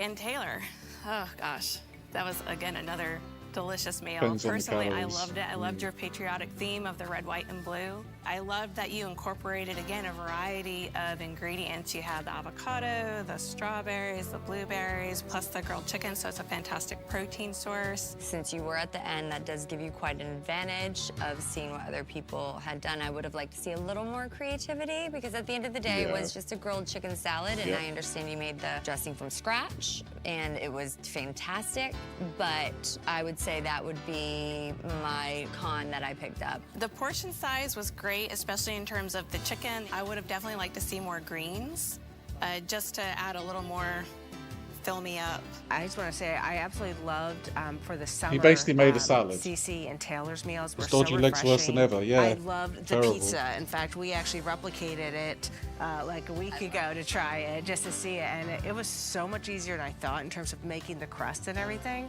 When we say it's hard, believe it or not, it was really hard. And the winner is a tie. Oh, fuck. CC is one, and Butterbean is the other. Fair enough. 500 smackers, baby. And Taylor's like, oh, what do you mean? Can I hug you? Taylor, though, great job, though. Great job. Yeah, thanks. The bottom line is, in the last 3.5 months, you guys have come light years. And it isn't, you know, just in the weight loss. It isn't just in, you know, knowing what to eat. It's all about the mindset. And nobody came into this going, okay, I'm going to cook something that's really amazing. But you all did. And you did a great job. And very good job. Yeah, I'm just really proud of the entire group. It's, you know, a lot of people think it's just me doing all this. It's the team. It's our group of people. Everybody's like-minded here. The crew that's filming and Steve that's directing, I guess, it's just like they push you as hard as that anybody else can. They're excited when you're able to do something, which makes even of a closer bond. It's going to be kind of hard to go back home. It does seem like a wonderful team that DDP's assembled here. They just really believe in the people that they're trying to help, which is absolutely fantastic. You know, and leave them because they've all become good friends of mine. I remember the first day I stepped in here and I went up the steps. And Nate and Trevor were behind cameras. And you know, I'm crying because I don't think I can do this. And they're like, look, you just climbed that flight of stairs. And to see them separate from being from behind a camera to actually caring, it didn't take long for me to realize, okay, gonna be hard, but I'm around people who care. Well, I've never filmed before, so I think it is cool, like the relationships that we've, you know, gathered with the crew and not just the cast members. That's something that, you know, I don't think What on earth are they doing? people that are filming probably have. I didn't know what I expected, but I do feel like it's something that is a relationship for a long term, not just like, okay, I'm done, thanks, bye. Yeah, definitely. They've never set up a shot. Taylor or just cares set about up, himself. Like, a scene. It's just been, okay, whatever happens, happens. You know, I've done 2 other shows. So all of the episodes are on Tubi if you're in America, and Foursome, FAWESOME TV for the UK. Other than this one, and they want to kind of guide and direct you in which way to go. This show is just, they're following you. It's like, do your thing, we're gonna videotape, just forget we're here. This is not a reality show. This is just how we've lived in the last 4 months. We wanted to give everyone a really cool experience just to kind of finalize the show and everything they've been through. So, for the final juggling competition, we decorated the PC, had a hibachi cook, and made it a celebration for everyone and for everything that they've accomplished.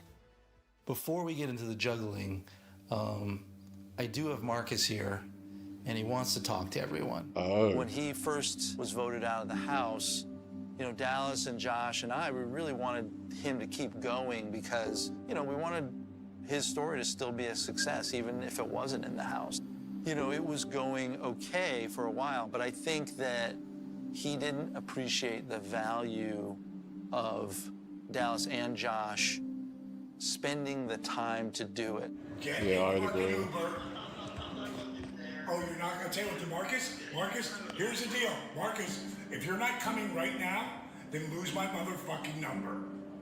Well, I don't want you to be mad. No, Marcus, here's the deal. Marcus, no, you keep fucking up.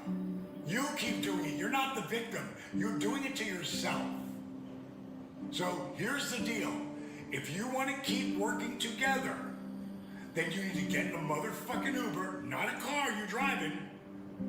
Get in a fucking Uber and... I'm not fucked up. I would never lie to you. No, dude, fuck you lie all the time. You're a mother... Buster, I would never lie to you. You've lied like 25 times since the beginning of the show. Come on, Buff. You fucking liar. Fucking at it.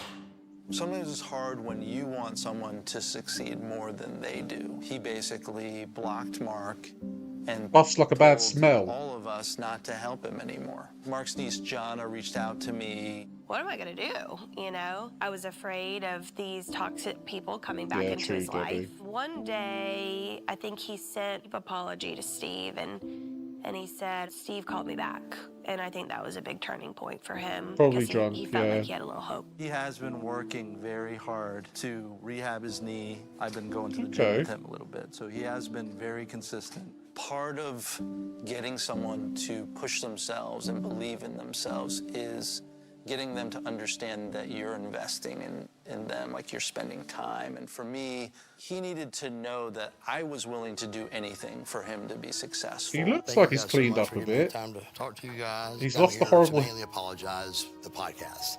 He's lost the horrible hair dye, which makes him look younger. First of all, I was using again. I was back on Sowers. That's zero excuse obviously. to the reason, what I said in the podcast, what happened in the podcast. I really did not know how much I needed you guys. I didn't. And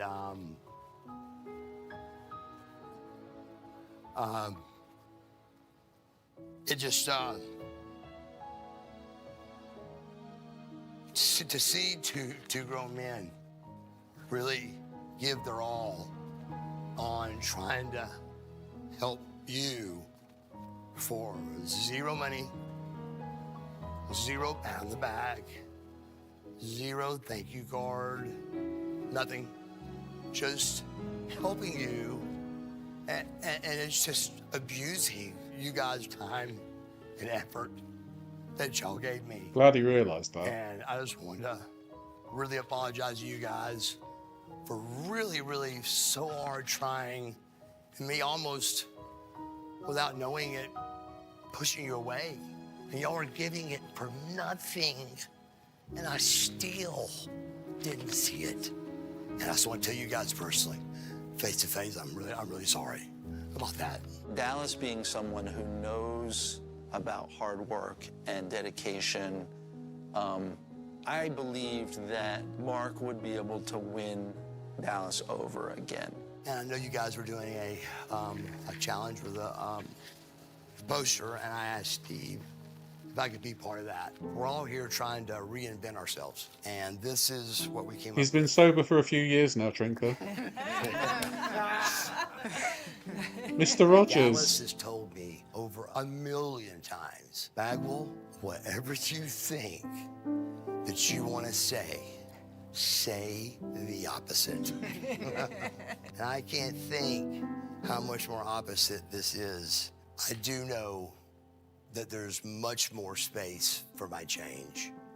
I do know that I did mess up, but through it all, we pulled it out, we did it. And I think that's a big deal. And mine's come from a lot of apologies. Yeah, me too, Stella. From me being a dumbass. And I'm just extremely sorry. Seeing how emotional Mark was, I could feel how sincere his heartfelt words were.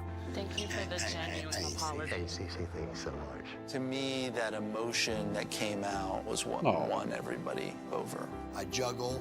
You've been juggling? Uh-oh, Buff is juggling. Yeah. Buff's gonna juggle. I would also like to be in the challenge if I could with you guys. Bagwell juggling? This I gotta see. For me, I'm always trying to think of, okay, what would shock people? And the idea of Mark being able to juggle, in my mind, I could visualize it, but I would say if we could accomplish this, it will shock everybody, including Mark. Anytime somebody's gone, here, try this, I'll be able to do it. All of a sudden it's, here, try this, and I can't. Why did we have a juggling contest? Because when you first grab 3 balls, you think you can't do it. I know for a fact, because that's how I started. Everyone's about to say, I can't do that, though. Or I can only get 1 ball, I can only get 2 balls. I tried. No, because if you tried, the work will show. 1, 2, 3, 4, 5, 6, 7, 8, 9, 10, 11, 12, 14, 15, 16, 17, 18, 19, 20, 21. Showing how it's done. Let's go. I think in many ways we were able to see someone's willingness to do it and put in the work. And I think, we saw that across the board differently with everybody. I have a bad problem. I can't juggle. I have no sense in trying. I can't juggle. I'm opting out of this one. Bean, you gotta at least try. Just toss one, Bean, you gotta at least try. For 2 weeks, I can't even bend over to pick up the ball. So my The Jake the Snake one. be We right can there. try. Hold I don't know. There's no sense I don't know if copyright would strike me though, like it did with Channel 4, but we can try. in trying, But I'll be honest. Bean, you never know. You might get 3 by accident. Bean, didn't put the work in. Here's a guy who defied the odds and became a boxing legend. That wasn't his best look. I think juggling is this great I example can't of something that believe. most people I can't believe Bean didn't even want to try. That's kind of shitty. You'd think he'd be up for it. can't do. But if you work at something like that every single day, before you know it, you'll be able to do it. Nice. Well done, CC. Good job. Good job, kid. Instead of saying I can't, change it to I can't do it yet. Taylor couldn't even stand when he first got here. Oh, I think I gotta sit down. Go ahead. Turn Yeah, the sit chair down. around. I'm sorry. So no, there's no sorry. That's a cry. I remember that one. Eventually, you'll be able to say I can. That counted. I counted. Good job, Monday. Great job. You came a long way, T. All right, Marcus. All right, Marty, let's see what you got. What I learned, it was just about being a better person. Marcus is doing I it. was Let's blown go. away. Who would imagine that juggling would be so inspiring? 8, 9, 10. Progression, not He did it. perfection. We all in life are going to do something we stumble. But if you just stay down, you're not going to get anywhere. You got to try to fix what you've done wrong. After careful deliberation on the tape, Marcus Bagwell. It does nod. Yeah, to be fair. $1,000. There are the one thing about the show is there are a lot of platitudes, but there's a lot of like, you could do it, you could do it. But I understand where it's coming from.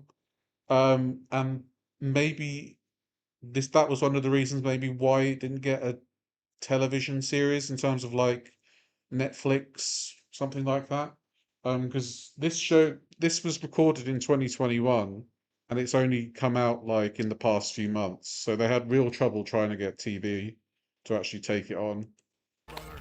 I was there that day because they allowed me to ask them back for their friendship. And that's exactly what I got. And they accepted me back in, so it was a great day. I want to thank everybody here for allowing me back into the family and accepting me truly from your hearts. I can tell by your eyes. Buff redemption I can art. tell by the You love to vibe. see it. You've all accepted me back in, and that means a lot to me. But at the same time, I truthfully think the best juggler I saw today was CC. And I'd like to have it with CC. Split it with CC? Yeah, I want to split it with CC. Nice.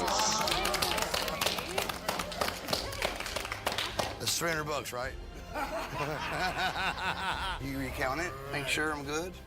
Oh, I'll count it. Hey, I knew you were a baby. I knew you were. Thank you. Thank you. I appreciate it. Yes, baby. Today is the final weigh-in. Final weigh-in. And everybody's worked really hard. And it is so much even the working. They're eating good and they're feeling good. And you can really see a huge difference from the beginning to ending. So now we'll just see where they are at closing. I was 335, but my highest weight has ever been 350. So I wasn't even my highest weight when I got here, but I was like, I don't want to get back to my highest weight. So I was considering bariatric surgery. I had a couple friends that really had a great experience with it. So for me, like, it was a really hard decision. You're looking super cute today. Thank you. So, Stop it. you feeling good? I'm good. No, you're looking good. When I got the message that I was gonna do this, I was like, this is my one last chance to do it on my own. And if I can't, then I have to get surgery. But I wanted to do it Yeah, one you more don't want to time. get surgery.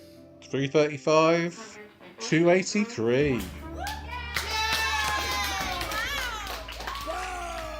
I think I've lost Nice. enough weight here to see that I Stone can cold. just do it on my own. What was your goal, though?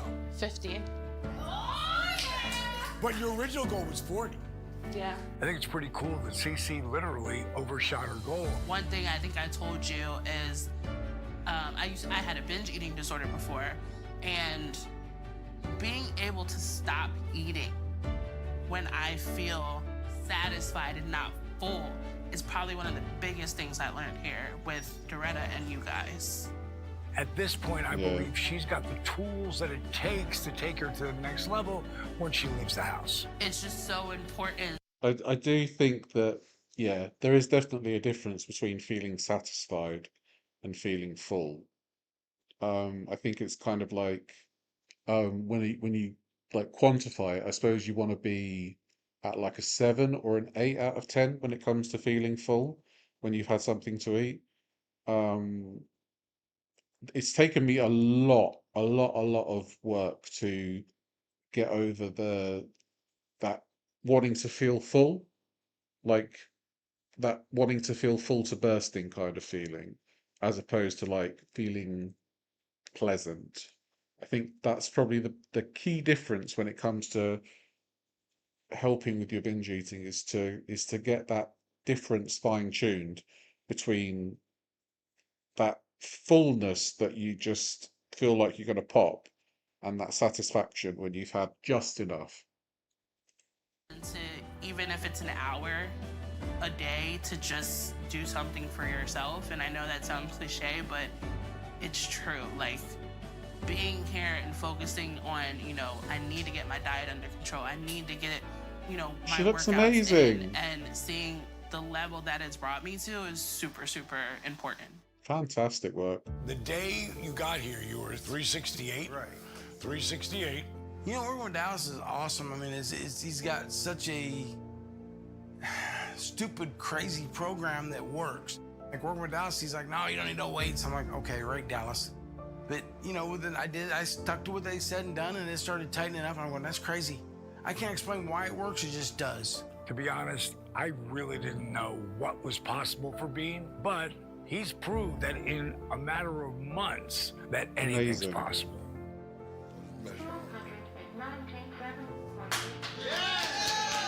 Nice. And he ate pizza last night.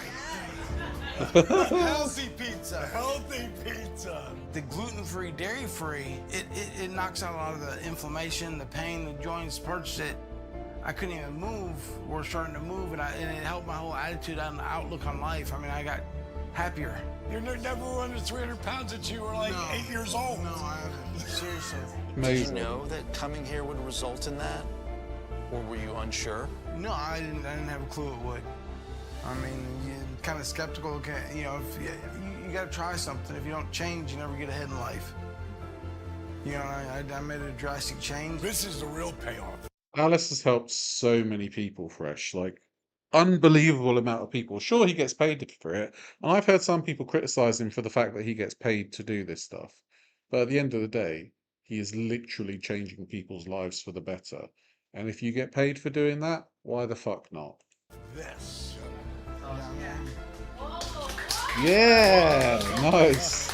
That's the real Well, payoff. before, my arms wouldn't go past this. Yeah, right, right. Only when you sat. Boom. But even you're higher now Oh, than that's when amazing. you were seated. Yeah. Do you think your quality of life will change with your grandkids? Oh, without a doubt. I mean, I could already tell when I was able to see them, it wasn't that often, maybe for a quick 3 or 4 minutes, they come run up to me and, a lot of times they didn't do that because I guess I was in pain. They stupid. thought I was being grumpy. I mean, it changed my life, really did. Because honestly, I thought I had a couple years left to live. I'm not bullshitting. I honestly thought I had a couple years left. Not anymore. Nah, Decades. I'm good now.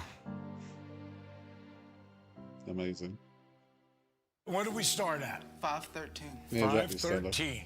I am nervous because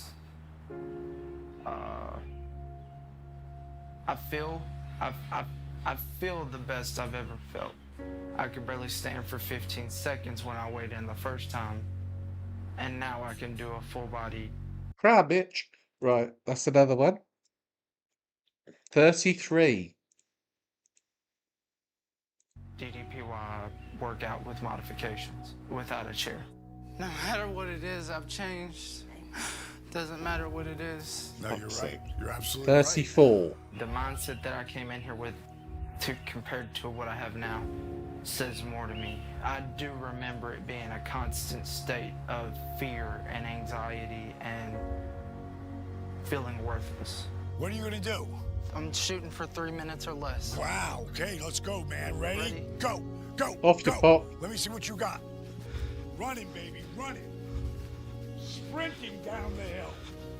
I think it was Taylor who gave us the most hope and optimism in what we could prove to him he was capable. Taylor gave them the most hope and optimism. We'll find out in a minute when episode 9 starts. Of, but what he would then prove to other people they were capable of.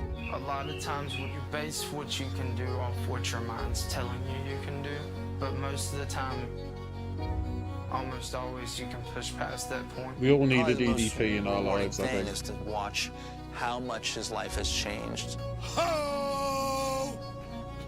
Alright, Hacksaw Jim Duggan. Oh. 144. 144. You know what your last time was?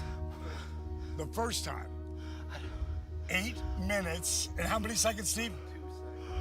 8 minutes and 2 seconds. Yes! Last year, this time, I figured I was two to 4 years away from death. I didn't know when it would happen, but I just thought I would go to sleep and I would just pass away from a heart attack or pass away from a stroke. That's a cry, yeah. Yeah. And now all I see is a future. Step on up. You step to grab my hand. Yeah, a future of pretending to be bisexual, grifting in a hotel in Texas, and pretending you're best friends with Dr. Now. Yeah, great life. Do that.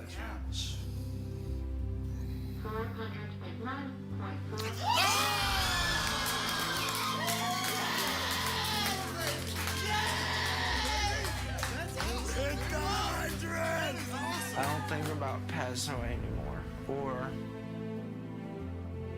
not making it to 25. I think about the opportunities. He made it to that I 25, have all right. And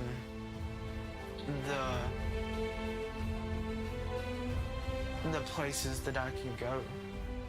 To think Oh, that that's a year another ago at quote. this time, I was in between knowing I was gonna die because of Oh yeah, he was doing all that, Mills. Doing all that. and wanting to die to just get it over with, to now, I can't pinpoint it, but Yeah. I know that I'm meant. So he got down to 409, was it? Yeah, 409.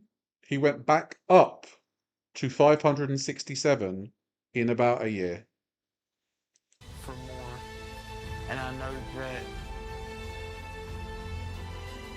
But we'll find out Continue in a on this moment. journey and be the best Taylor that I've ever seen. I was hoping, fingers crossed, it was 100, at least 100, but I know the last win he had, what, 70? He was at 70, which is, he did 70 those first 3 months. So to think that he could do the 30 on that last month, like He him is a bull. working at a different Yeah. level.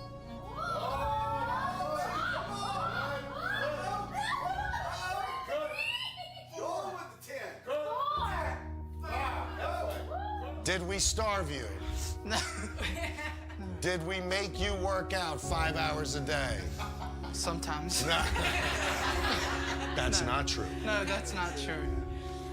Great job. I was just so proud of the little guy, man. And, He's trying again. become, Jesus he ain't going Christ. anywhere. You know, want to keep it. we're gonna help him with just life in general and where he goes and what he does, and from editing on out. Like this he's got a real future now. Hitting something like triple digits, 100, in 4 months. And now I see the worth in me that I've never seen before. Eventually, the hope is that whether it's Dallas or Josh or any of us, that by believing in these people in the house and doing it over and over again and pushing themselves cry, because baby, someone yeah. else believes in them, that there will come a time where they believe in themselves. Well, there you have it, guys. I'd like to think that our little experiment was a success. I'm so proud of how hard everyone worked, including my entire crew. The bottom line is that change is possible in less time than you think. It's the difference between living and just existing. What makes you happy and fulfilled? So the only question is, Every time I see Taylor walk, all I can hear in my head is, I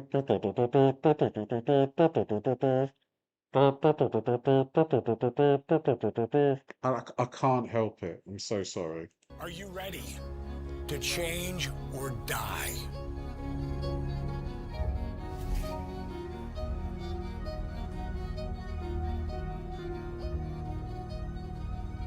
Three months So this was an later. accident by going in here, but I told John we shouldn't go in here because it's probably Watch this.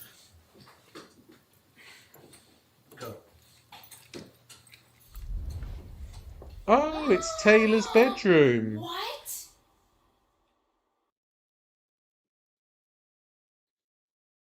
It's Taylor's back in bedroom. Taylor! I'll be right back, guys. Cloudy outside. The sun has to shine. Every person here has given me the most love I've ever felt. In the last 3.5 months, you guys have come light years. Nobody came into this going, okay, I'm going to cook something that's really amazing, but you all did. Look at you walking down the steps so fast. He's doing what he needs to do for himself and his health. I do have Marcus here. I really did not know how much I needed you guys. Thank you for the genuine apology. Hey, Cece, thank you so much. Today is the final weigh-in.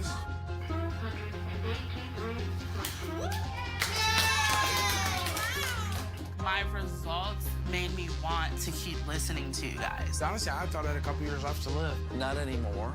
Nah, I'm good now.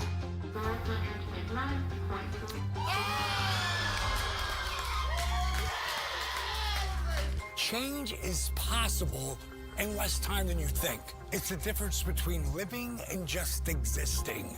What makes you happy and fulfilled? So the only question is, are you ready to change or die? Taylor, what are we doing today? Going to the Braves game. I've written down a lot of goals. Nothing wrong with that.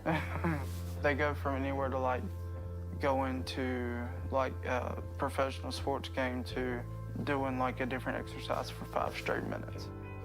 One thing you have to understand about my team, this isn't just a job to them. They genuinely love helping other people. So as we enter the stadium, I see the escalators and then I see Taylor kind of walk right past them quickly. And I realize that he's afraid of escalators. Why? Since when? When are you gonna fall? I'm not gonna step fast enough. You don't have to move. So then the security guard gets involved. This guy coming down the escalator starts cheering Taylor on, and we start attracting a crowd. You got it, Taylor. Just that team. Let's go, man. One step, brother. Just like everything else, Taylor. One step after. Okay, I will. No, don't. No, stay here, stay here. You gotta do this. You will do this. Everybody waited. No one complained that what was happening, what the line was for. Like people were just like His waiting legs for on it to day get one. on the escalator. You're not Step. Yeah! I didn't know that once I got on, everyone was cheering. I knew it was you. I knew it was like. He was y'all, proper but I didn't know it babied was a group in this behind show. y'all Proper that was babied. also excited. That was a dope moment. I don't think you realize how dope that moment was. People are mean these days. You got this. Step T. Walk. I See think the that idiot we were probably walk. more excited See the idiot talk. See the idiot grift his way over TikTok. than Taylor was because we got to see him break down these barriers that existed for his entire life. That's not bad. They did coddle If him you're a on lot. the Yeah. end, it's good, right? It's these little moments that you see happen that you know are going to build Soaring, to something much bigger. flying. I had a friend named Mark Owens, and he was the main MC It's like Jack and for the Rose. Braves. He comes up, I meet him, and then he's like, yeah, we're gonna be on the Jumbotron in like a minute. And I'm like, what? Like, wait, this is a pro sporting A jumbotron for a jumbo bastard. event. Like, I'm gonna be on the Jumbotron. It was just surreal. I had like for a split second fears. I don't want to say the wrong thing, or I don't want to do this. And then it was like, no, enjoy this moment. That's something I've learned a lot over He these didn't break the past seat. 4 months. Well is done. Like, I'll have that fear. I still have fear anytime we go anywhere. It's a lot less now because I can tell that fear, no, I'm going to have fun, or no, everything's going to be okay. It's kind of bittersweet, you know, watching everybody pack up to go home. All packed and ready to go and come back in 3 months to do my hip other hip. I've surpassed what I come here for. I mean, I've got so much further ahead than I thought I was going to be. Bean goes home with a new hip, and that was the goal. Weight loss led to the new hip, and he's recovering really, really well from the hip. So I'm thrilled. I can't remember who That's, Butterbean just so wrestled far, I'm recently. really proud of him. I can already tell that first hip being done is really going to change his life. He gets the second hip done, poof, sky's the limit. I mean, things we take for granted, like Butterbean wrestled after his hip laying on the operations. bed. Like he'll be able to lay flat now. Wow. He now has a new lease on life. He is no longer bound by his physical condition. So now the interesting thing will be with him is what will he do next now that he can do it. Bean did amazing, like absolutely My fantastic. first week back home is gonna be pretty like chill. Once I get home to New York, I'm gonna toss all the clothes out that are way too big now because I don't plan to go back to that. Part of the motivation of staying fit is not think it having was the bigger Tomohiro clothes that you can Ishii. fall back on. Being busy and still like eating right is something that is going to be a part of my life forever because I just have a super busy career where I'm always running. I do feel like I have the knowledge to make the better choices, or I can improvise on the fly now. I feel like I've gotten to that level. There is no one to hold me accountable unless I reach out to you guys to hold me accountable. So it is very much on me. I think all the private conversations that we had off camera was what really had me trusting you guys, because it wasn't Yeah, the just other for hip got film, done, and yeah. that was the big thing for me. Cece's doing so well too. Found you, my friend. Let me tell you all about Bittersweet, because I'm leaving T.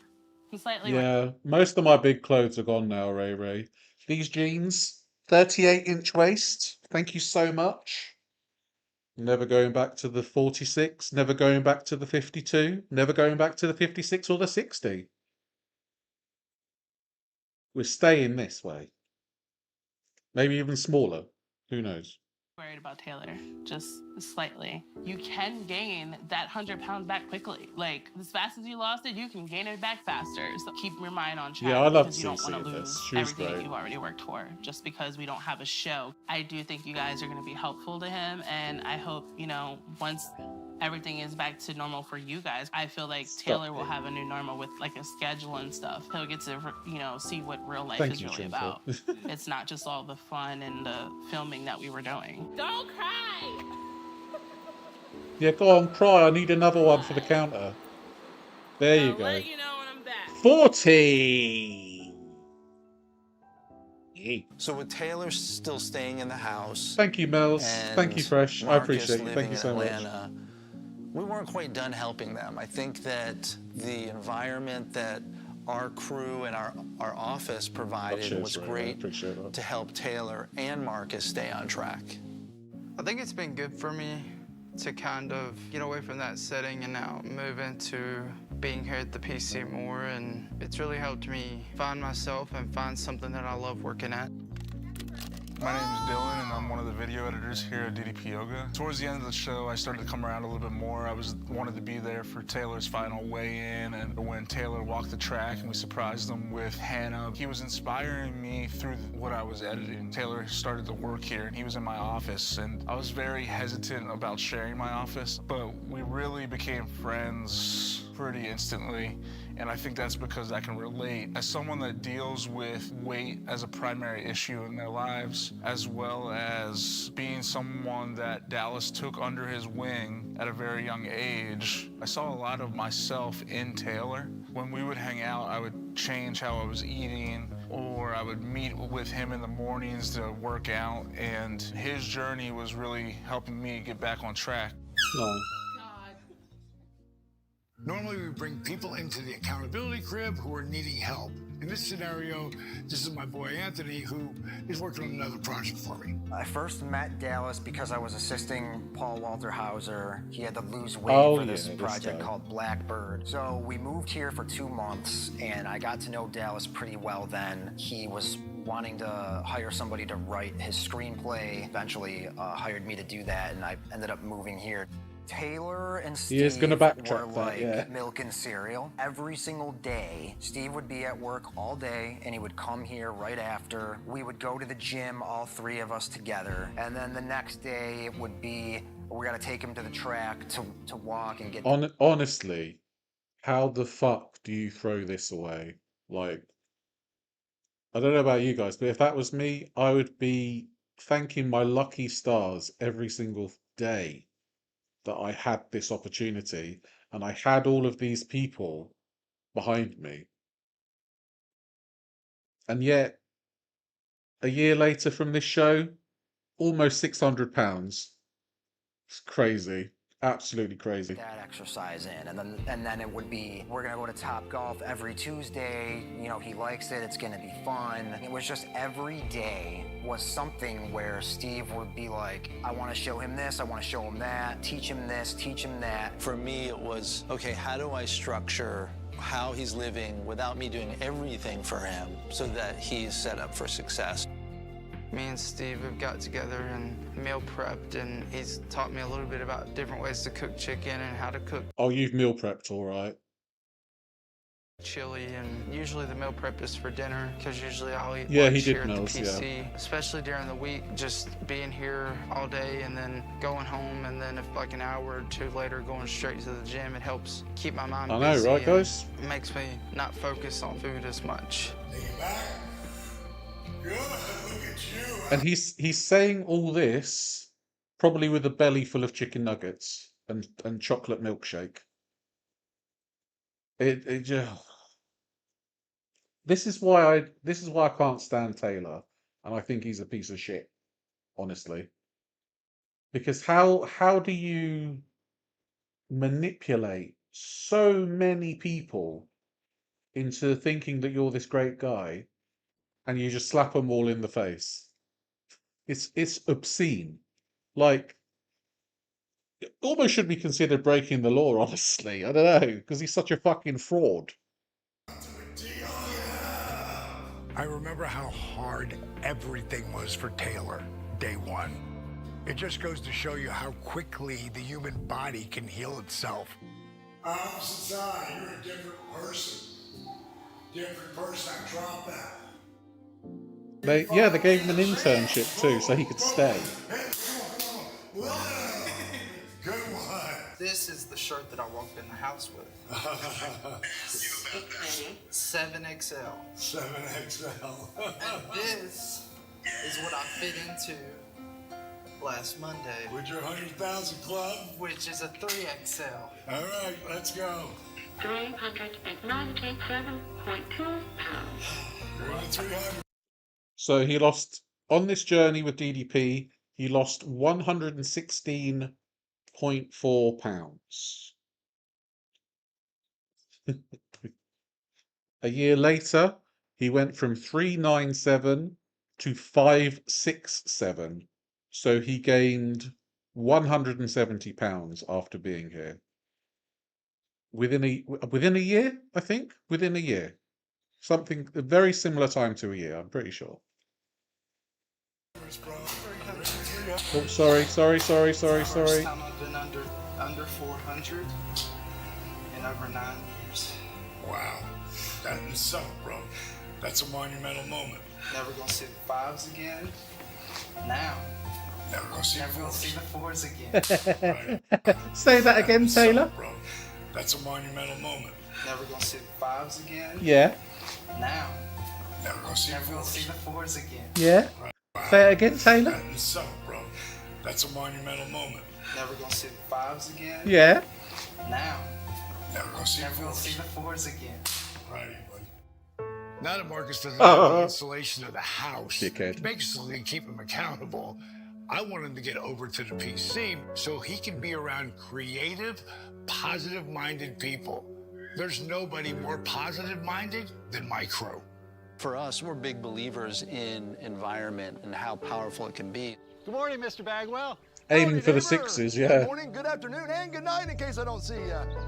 Now get off my lawn. Yeah. I was like, wow, he's doing so good. But then he kind of hit that wall of depression again, where he's like, I hate being alone. I don't want to be by myself. So he gets a roommate. And so we were thinking, oh, he's doing really well. What I was seeing and maybe what his roommate was seeing was kind of contradicting itself. Uncle Mark's roommate sent us footage of what was really going on there.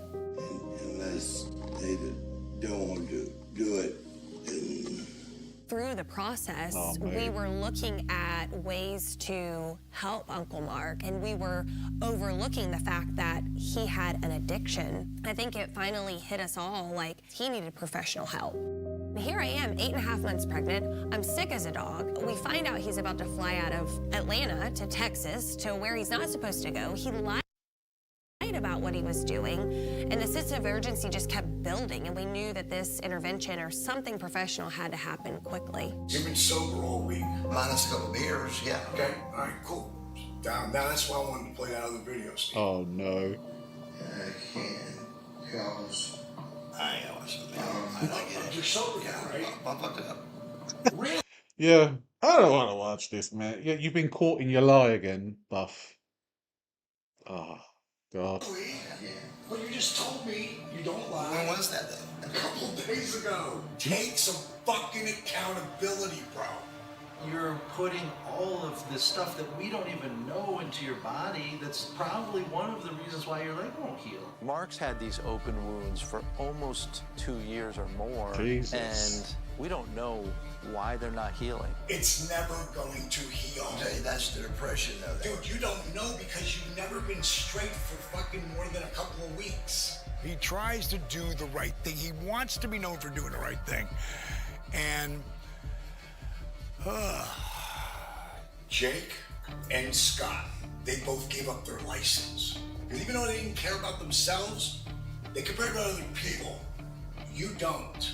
You think you do, but you don't. You are a taker. When you're Buff just cares about himself. in addiction, there's only one person you want to help. Yeah, true. And that's your addiction. We've already set up for you to go to fucking rehab. And if you don't go, she's kicking you out and we're done. We know where you could be in a year if you listen to us. But we also know if you don't listen to us, you'll probably die.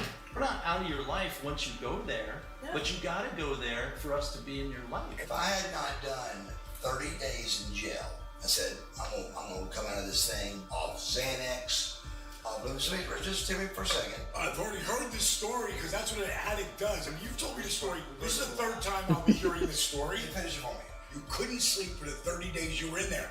No one believes that I didn't sleep at all, but I couldn't sleep. And then I came back, popped a couple pills, went to the gym, got tan, boom, boom, boom, boom. Right. Is that right? Buff's like, that's exactly what happened, actually, yeah. DDP calling his ass straight out there. That's right. Got it down pretty much Yeah, that's verbatim. right, yeah. Pretty close. Yeah, so you don't have to tell me the story. 30 didn't work. This is the whole concept of everything we've been working on, right? You don't believe it's going to work. Focus on what you want and what you're going to change, as opposed to what can't happen. Because it all comes down to belief, bro. All right. Ready? Don't rush it. Anything else when you get out? Okay. Sorry, I had to go back down on this. So Buff's off to rehab. No, it's good. It's all good. I said you guys have done nothing but try to help me. And He said, I'm sorry that I'm not the strength for you and you're having to be the strength for me. I remember what all he did for me. Yeah, definitely. And I Addiction's want to give awful. that back to him. So days are long. A lot you of us know, have been there. But the years are short, A lot of us are still there. So as Mark headed to rehab, Butterbean was coming back to get his other hip replaced. Oh. Wow. That's a huge difference. Yeah, it's like this is the only problem. No pain whatsoever over here. Just a little numbness. Really? No pain. I think the thing I loved about Butterbean as he went on this journey and he saw the littlest bit of, ooh, I'm starting to get that back. It made him work harder. It's ready to go, ready for the next one. Awesome. When I was standing up, this is as far as I can put my arms. Yeah. And I'm not, that's not exaggerating, that's about it. Yeah. But now it's like... No, why would that affect his Mexican shoulder wave. ability, you think? Well, it's not as much the shoulder, it's more his body position. He was leaning over so much because he couldn't straighten his hips out. Even if he could get his arms up, what is really the same, you're basically going from this to this. And so it's really more the position of his upper body, the hips. Bean, what are we doing today? We're gonna chop this leg up and fix the other hip. Bye, y'all. Good luck, Bean. Off we go, Bean. My primary objective is to get him out of pain. And I told him that I want you to be able to walk around and do all your normal day-to-day activities, and everything else is pretty much a cherry on top. Seeing Butterbean's journey, even before I first saw him in the office, that was pretty dramatic to see, and just seeing the amount of difference, that was tremendous. All right, you guys have a good evening. All right, you're welcome. We'll see you in the office in a couple weeks. Awesome. All right, thank you. Thanks, African. You're welcome. 3 weeks later. Oh, look at that. Man, you're walking great. Look at that. That's awesome. It's still hurting. It's still Well done, Trinker. That's amazing. What we do is to help people. I've never been more proud, more surprised at someone's progress as I have been with Beans. Our friendship has turned into Look at him. family. His progress, I wear like a badge of honor. What I was really blown away and what made Butterbean Butterbean more than anything in his heyday, discipline. Look at you, standing up, man. Damn, bro. He's doing well. Look good. Look at his feet. Wow. You remember I was trying to push them together further. You couldn't even come close to that. That's awesome, man. When it came to heading towards the goal, he was disciplined. And when you got real discipline, it's like having a superpower. If I hadn't come and done what we done, I'd still be in the scooter chair. But once I'd done it, man, I kicked myself in the ass for not taking him up on it 5 years ago. It seems like I learned 2 or 3 years worth of experience in that 4 months. Bean is doing so well, yeah. So proud of you, man. Amazing. With Marcus going to rehab, I went up there and I could not believe the physical change. First of all, you look ridiculous. Oh, Thanks, man. When I say ridiculous, I mean, Right, yeah. once you get the poison out of your body that you've been doing every day, all day long, you start to get a glow. You start to live again. And Yeah, then he the does look fog happier. starts to leave your brain, and it takes a while. A completely different human being. Do I really? Yeah. And it was the only rehab I've really taken completely 100% serious, and I'm going to get 100% out of it, on this one. You're walking like a new man. What's the story? My knees looking better. I still got a little bit of a rocky road ahead of me on that, but with the team I've got no problem with thinking that's going to be fine. When Mark had gotten out of rehab and came right back here to the crib, we wanted to look out for him there. But it was the team that we've got here and his niece, Jonna. Amazing That's stuff. the only people who believed in him. Your skin Yeah, he looks looks so better, yeah. good, doesn't it? That's my favorite part. I can't tell. Well, thank you. Oh yeah, look at that. Right, that's what everybody said. Just the change in 6 months between March and September. Absolutely incredible. That's so good. That's crazy. Like, this is like, wow. We were able to design magic drinker. this plan of like what his day would look like and how we would justify keeping him, in this routine and keep his attention on his sobriety. I think the fact that coming out of rehab, he had so many positive things happening in his life, it was really good for him to see, wow, doing the right it's incredible thing now. has reward. You're always recovering. Yeah, the So alky I'm a bloke's recovering gone, drug addict, and I have no problem with that title.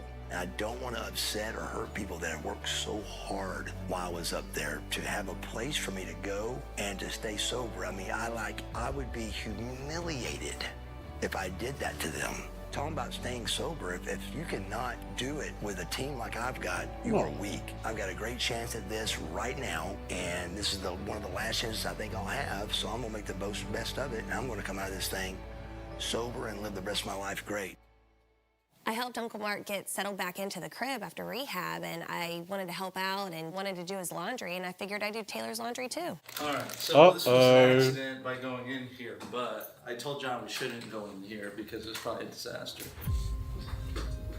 Here we go. The reveal.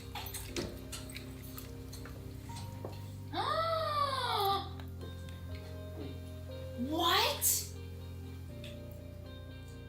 I was not prepared to find bags upon bags Hiya, upon Wendy. bags of fast food. It was devastating because this is a kid that he has become a part of our Hold family on. for the bags upon bags of fast food. It was devastating because this is a kid that There was even a fast food bag by the shitter. He even had a fast food bag by the toilet. McDonald's. He was having a poo and then having a fry. Poo, fry, poo, fry, poo, fry. What the fuck? he has become a part of our family for the 4 months that we've been with him. Oh my God, Steve! Oreo McFlurry, 10 chicken nuggets, French fries. It was like a gut punch. I can handle those situations fairly well, but it was devastating kind of inside to see, you know, man, we thought everything was going great, and clearly it's not. This is both 924. Yeah, I think I don't know. Well, we'll find out more, but I think there might have been some purging involved. Fresh. He obviously felt super comfy to leave all that around. Yeah, it's like he was at home. The same day. He was really, oh my gosh, he was super quick at like closing the door.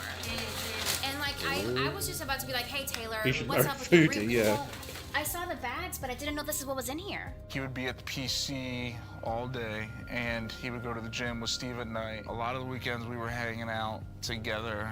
It didn't make sense to me where he found the time. Oh my gosh, what is that? A cheesecake cookie? A raspberry cheesecake cookie, 4 of them. 4 cheesecake cookies. Oh, 3 and a 12-inch steak and cheese. How many Crispy bags chicken are there? sandwich, 6-piece chicken nuggets, large Coke Zero, large combo, classic chicken, large French fries, and Frosties. Well, he's also been saying that he hasn't been like eating, and like I was concerned like just eating disorder wise. He said he was restricting on the weekends and restricting before weigh-ins. So that triggered the conversation of, hey, buddy, you need to be careful because that can potentially become an eating disorder. So that was a conversation that we had because I was like, hey Taylor, this is as someone that has gone through similar eating disorder thinking, I was like, hey bro, this is like where it starts. Let's not do that, especially don't build negative habits now that you're Yeah, fasting before weigh-ins, restricting yourself after a binge. Yeah, all sounds very familiar.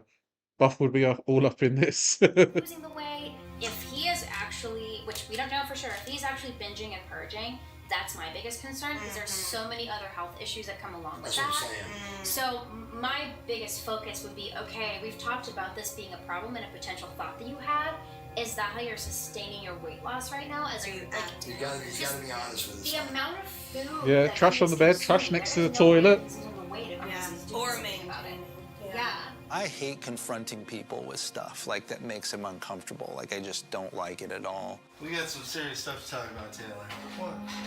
So, I was over at the house, and John wanted to wash your sheets. When I went into your room, we found all your junk food. So you're gonna have to explain what's going on. The hard part Naughty about boy. the situation was that everything we tried to teach Taylor over this whole several months was around eating healthy and balanced and not extreme and really just having a positive relationship with food. He went all out, I'm just Nels. kind of bummed out. You know, it's kind of like when the stuff happened with Marcus. It's kind of a similar situation for me. Because we've been doing all this stuff, and then you see all the stuff you're eating. Can you explain it to me? It's been happening for about 2 months. My head was spinning because not only He did I gone just crack. find out that someone that I considered not just a friend, but at this point, he was becoming like a little brother to me. Felt like maybe we failed him in some sort of way. Well, was there a trigger? What made you think that you could start doing that? A trigger that I think may have started it was when Hannah came down here for me with the track. She had ordered IHOP. They have gluten-free pancakes. I knew in the back of my mind I shouldn't have it. I was like, oh, they're gluten-free, so I can eat them. It was bad, but it was gluten-free. And then it just went to full-on, like, fast. You're blaming your cousin. Welcome in, Wendy. Good to see you. Yeah, I know. They were so kind, but he just threw it all in their face. It's disgusting, really. Food didn't matter if it was gluten-free. Many people seen those 4 trash bags of fast food and they think, oh wow, that's a lot for 2 months, and that was only for 2 weeks. 2 weeks? After I go on these binges, I just don't want to eat. So have you been making yourself throw up? Only once. Okay. Well, you better not. You can't get into that habit because that's a Yeah, really, full of excuses. Once you start doing that, it's really hard to stop doing that. I've been around people that have had problems like that. One thing you notice, he's not crying. And that's kind of a telltale sign that he really doesn't give a fuck. The conclusion isn't that they Yeah, that was intentionally all in 2 weeks. became that way. It's that they can't help it. The thing that sucks for me is we didn't expect to find it. Yeah. And we found it, and it was really shocking. Mm-hmm. But at least we found it now. I know that he's hurt, but I also know that he's gonna help me. And as long as I'm there and being honest and Trying to work on his pitch, his acting chops. letting him know my struggles instead of masking them from him, then I know he's gonna help. Everything we did was not an extreme way to lose weight, right? You're trying to do something very extreme. Obviously, you're eating too much at times, but you have to have faith that, just eating, with moderation is the way to go. And you just, I don't know, you just gotta remember that everything that you're gonna stand for, or you want to stand for, That's it all away in a you fortnight. have to do the work. It's not being critical or getting mad. It's how do we figure out how to fix the problem. Yeah, I think Ultimately, so. the most important thing about having that conversation with Taylor was that he needed to know that we were there and that we supported him and that we loved him and that he wasn't going to do this alone. And he probably had been feeling really alone for a long Off your time. fuck. He was getting the support from us that we felt that he needed. It just became really obvious that there was more that we needed to do. I heard you were feeling Here's the principal. self-conscious when I told you I was proud of you. Well, don't worry, we're not sending you home. So let me ask you one question, though. You got to watch Marcus, right? And I'm sure you looked at him and went, God, what are you doing? Yeah. And then... Yeah, what are you doing? Right. What are you doing? So the next time your addiction's creeping in, ask yourself, does that make me feel good about me? Or is it just that little voice in your head? Everybody in the company cared about Taylor a lot. So, it was just, okay, let's all figure out together how to address the situation. I'm doing Overeaters Anonymous meetings every day. That's good. I've gotten into a specific type of therapy for this and sort of like I sort of still keep my mind busy now. I have to find ways to not go back to that, or when it's creeping on me, call you, call Steve, call someone and be Call like, somebody. I'm thinking about it. I just need to talk to someone. Or, I knew that you guys loved Spoiler alert, he didn't. me before. And I was scared when I was alone in my room. Yeah, I think crying That when I think crying got him what he wanted with his mum, and he thinks that he can do that for everyone. you guys found out you wouldn't love me after. See?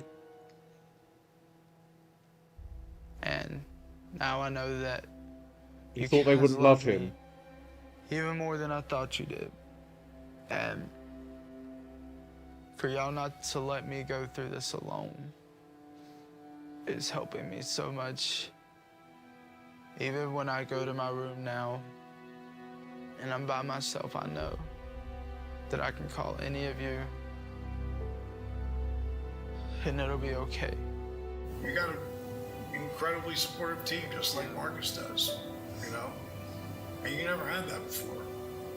This became a full-on, hands-on-deck, full company, like, just, I don't know how to say it, but it just became everyone came together. You all and wasted your time. Devoted hours upon hours on Taylor and loving Taylor and giving Taylor time. Taylor, whenever he wasn't at the house, was always with Dylan somewhere. If he wasn't with Steve, he was with Dylan. The other thing that people told me about Dylan specifically, Dylan is not Yeah, he don't someone give a that shit. lets a lot of people in. And he really let Taylor in.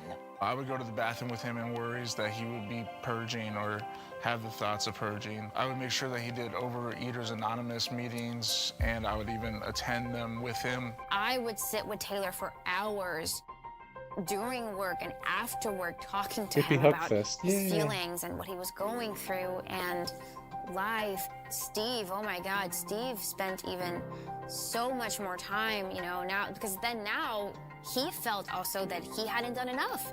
Even though Steve has spent so much time because we loved him. Like He needs that's some literally adulting. cancer. We loved that kid, man. So we spent so much of our time. Like Dylan and I would come in the mornings or in the weekends to work out with him. We basically just wanted to surround him with as much support and as much love as possible to show him that he didn't have to do this alone. He didn't have to feel alone. Dallas and Paige would spend time with him. It wasn't just some of us, it was all of us. And we were just trying to keep him on track. We are Christmas decorating today at Dallas's house, and we're gonna start. The power of the grift just became too much. He's FOS, he's a POS. Absolute turd bastard. Off by finding me a hat. Fun part. Hey guys, it's T-Dog, and I've been at the Page's house Christmas decorating in October. Full of shit. Let me show you guys some of the stuff that I've found that's really cool. Hey Alexa, turn on CC Santa. as well, yeah. Look at Santa going around. Oh, and there's some snow. But wait, look at this. Hey Alexa, turn on Christmas Villages. Oh, look at that. During the time that we Everything he says gives me the fucking ick because it just feels so performative. And, oh, I just can't stand the little bastard. were all hands on deck helping Taylor, you know, Steve was still very invested in Buff's sobriety. He would still spend so much time making sure that he was okay and that he was at a good place so that we could help Taylor. So, you know, Steve was basically making sure that two very high attention cases were being, you know, cared for. Mark coming out of rehab, that did take away a lot of time from the time I spent with Taylor, even though I did kind of split it. I didn't feel like it was just like, all right, see you later, Taylor. Now I'm gonna help Mark. It was helping both of them, and they were both living in the same house. Good boy. Come on, get it. Get it. Nice. It was kind of this weird, dysfunctional second family. I don't know, it was spreading me thin. There was a lot of alone time All with Taylor. this time where wasted. It would be just me or Taylor, or just Nadia and Taylor, or just Steve and Taylor. Taylor started telling us that Steve wasn't treating him right, talking down to him, and that Steve was calling him a burden. We started getting angry. There was this animosity building in the office. The more I felt like I created a bond with Taylor, the more protective I got of Taylor. There was really just one incident where we were kind of joking about something with Taylor, and then Dylan just got really angry at me. Dylan's never spoken to me like that before, and I was kind of upset about it. First of all, I'm your boss, but, you know, talking to me like, you know, I'm not, but then just as your friend, it was weird.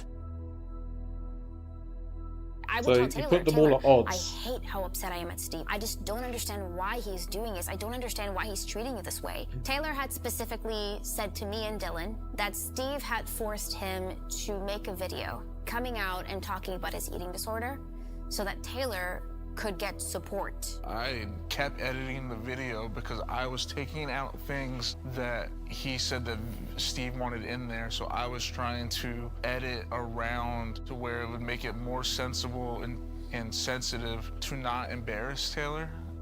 That was just my limit. I was ready to have the conversation. But then Steve tells me, hey, Marcus found something. So Marcus is Uh-oh. really specific about where Taylor's he breaking has up the things in company, house yeah. and how he has them. He feels like someone has been going in his peanut butter. I'm like, oh, that's weird. He knew someone had it because he smooths out the peanut butter when he's done. Even if you have a compulsion to eat it, it's not your food.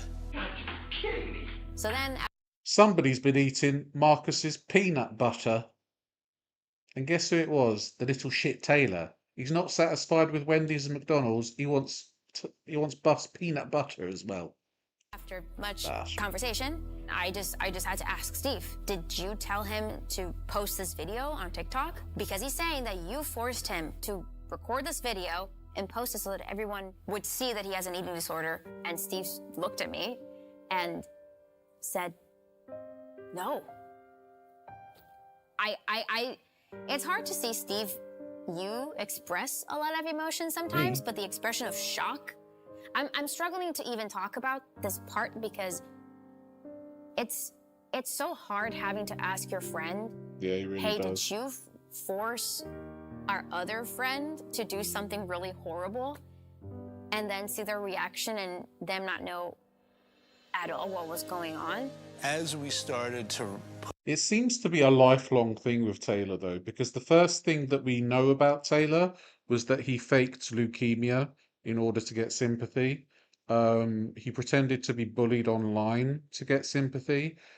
And all these GoFundMes to get sympathy and stuff like that. He's always trying to make himself out to be the victim. And it works for him. It's worked for him for a very long time, but thankfully there are more and more people seeing through his bullshit. And Taylor's just running on fumes now, basically, to try and actually lose some weight. put things together, it was like, is Taylor influencing people to think the wrong thing? Taylor's intentions were not as pure as we thought they were. It was hard to believe that someone would do that maliciously, I think. I guess what we've gathered is Taylor has been lying about a lot of stuff. Basically, he's been complaining about me forcing him to do things all the time. To the point where he's also vilified him, and like me and Dylan were very angry at Steve for a couple months because of the things that Taylor was saying. For example, blaming us for Taylor's eating disorder, that Steve called Taylor a burden to his face. It's so demoralizing to hear one of your best friends say you're the cause of this kid's eating disorder. And Taylor knew that we would not confront Steve. Yeah, we're friends here. We're very close. So I was weighing in my head, okay, am I going to confront this person about potentially the things that he's making this other person do? Yeah, they're all in shock because they've all been turned against each other.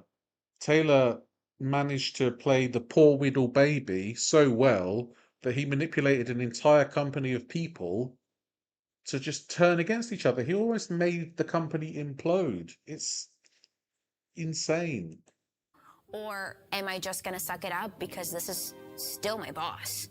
And if he's really acting this way, then is he going to understand where I'm coming from? And is that going to affect my job? He had told Nadia that he'd been thinking about purging. He had told me that after we found out, right? And that's the thing, there was conversations of like me telling Steve, hey, Taylor's not thinking about eating today. So there were conversations of Taylor just having disordered eating in general, but Taylor never told me like, I'm going to purge. After everything that we have just found out, I felt it was really important for me to call his cousin. His cousin Hannah had been such a huge part of his journey that I really felt like I needed to talk to her to get some insight and to see if she knew what was going on because we didn't know what to do.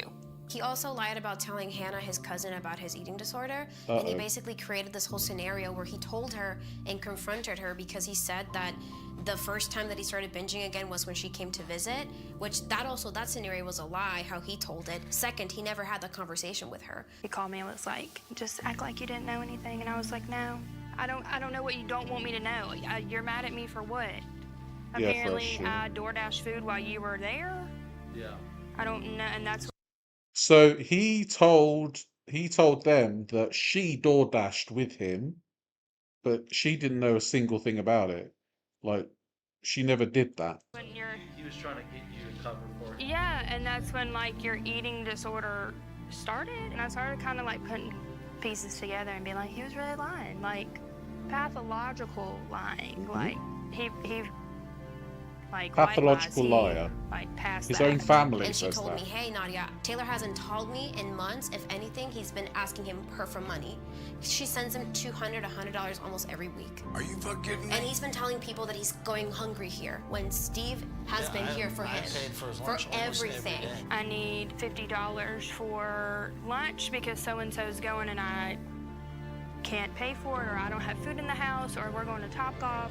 Ultimately, did I know that it was being paid for? So where I was sending this money to for, I have no idea. And it It was going to Kim Kardashian. wasn't just me that was getting the same messages as well. He said he would go to lunch and everyone would eat in front of him without him eating. Yeah. Who said that? Oh, yeah. We've been very emotionally attached and vulnerable in front of him. Something that really broke me was when he talked about Dylan. God. He would blame Dylan when they would go out about eating. $200 a week. He would say that Dylan would eat stuff in front of him that would tempt him or would get him food that he shouldn't be eating. He was basically painting Dylan as his negative influence that was also dealing with his own things when it came to eating, right? And I would kind of like stealthily ask Dylan and Garrett, our other friend, if what they had been doing, because I wanted to know if it was true. And it wasn't, obviously, but it just like broke my heart. No, Taylor's a big Dylan, fat like, one liar. of the people that like just was there for him so much, man. This is way deeper than I thought. I gotta bring this motherfucker in here now, no matter what. Well, do you want to see if Hannah wants to get on too? So, Taylor, tell me, what is this about? Me not being truthful and lying. Past lying, bro. Deceitful, manipulating. I mean, what the fuck? I don't get it. Explain it to me. Got in a pattern of hurting the people that I said meant a lot to me, but obviously with the way I was acting, it didn't mean that to me. And I just continued over and over without That's an seeing over, That's fucked up. But what's more fucked up is my buddy down the end, who I've known since he was 15, who friggin' saw a lot of him and you and him. I mean, you fucking hurt him. And her. Of everybody, the guy who takes care of you fucking pampers you left and right. How the fuck could you manipulate and say she's saying this about you and you're saying, where the fuck does that even come from? I guess I was trying to take the blame off of me and the stuff I was going through and put it on to others instead of trying to. He needs mental inpatient. Yeah, it does seem a bit weird that they didn't actually confront each other sooner.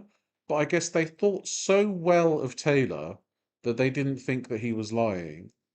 But then, you would think that they would know each other because they say they're friends. So you think the friends would put two and two together, but I guess not. To go through what I actually had to go through. I was just going through the motions of going to meetings and doing what I needed to do to seem like I was getting better and everything was going to be okay. You little twat. I wasn't actually trying to go through it. I was ignoring it. From the very beginning, Taylor. Get your no good bow-legged ass out of this house. See ya. I told you I don't like being mad at Steve. I hate being mad at people, especially Steve. And you said things that Exactly. That would push our buttons. You said that he blamed us for your eating disorder. This was someone that I trusted. This was someone that I allowed into my heart and gave so much of me. Low BMI voice, yeah. And he didn't care. He didn't care. You know, it just is so frustrating to me that all I have done is spent hours and hours and hours of my time to try to make your life better. This is how you repay me, is you get my friends and employees to think I'm a bad person. You know, I've known Steve since I was 15 years old, and as much credit as I give Dallas, I give the same amount of credit to Shite bastard. For shaping the man I am. So, to feel the hatred that I had for him at the time,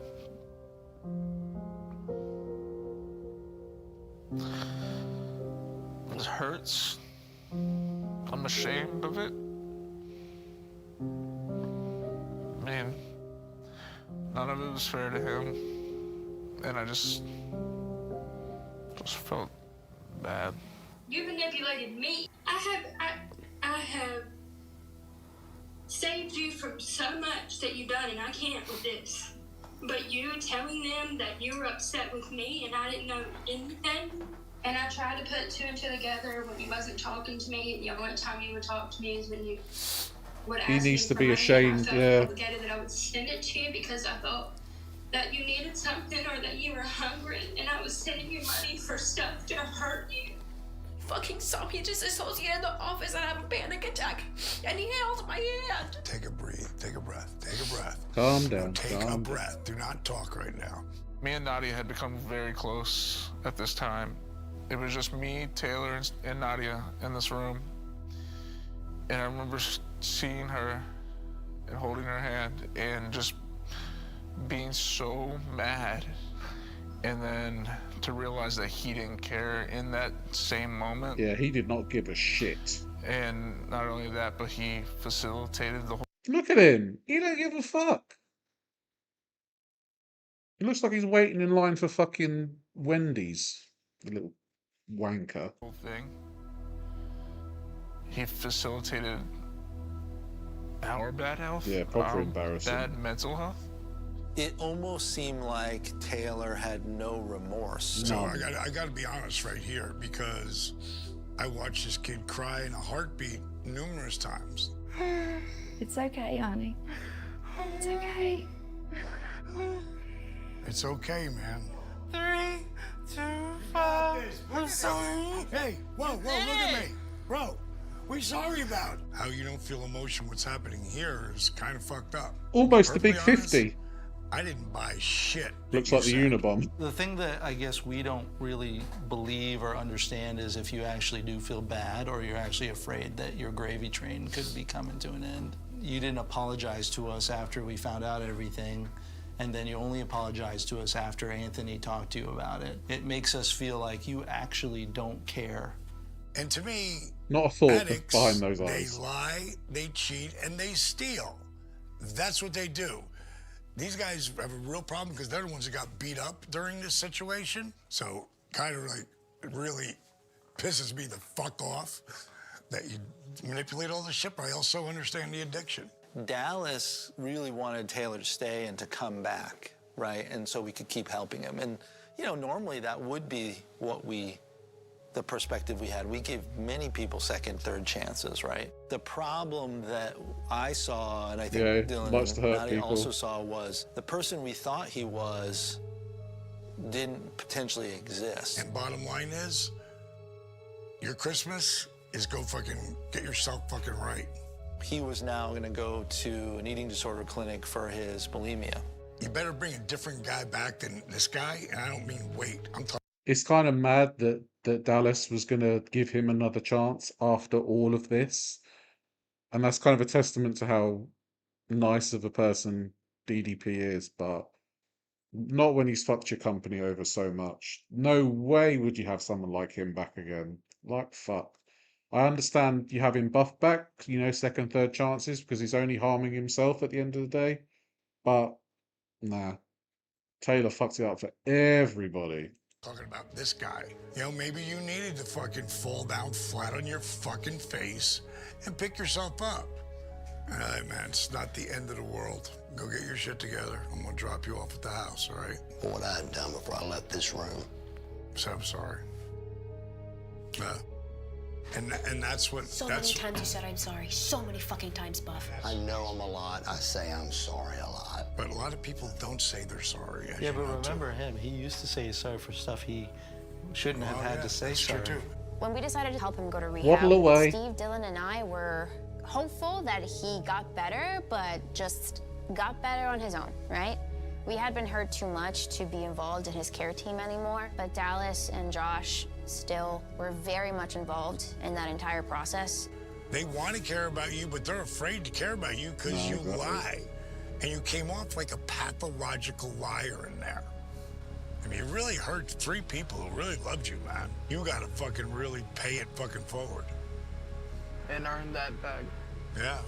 It's Yeah, not you fat impossible. fuck. I don't want you to think it's fucking impossible. So when you get to that fucking rehab, own it. All right, little brother.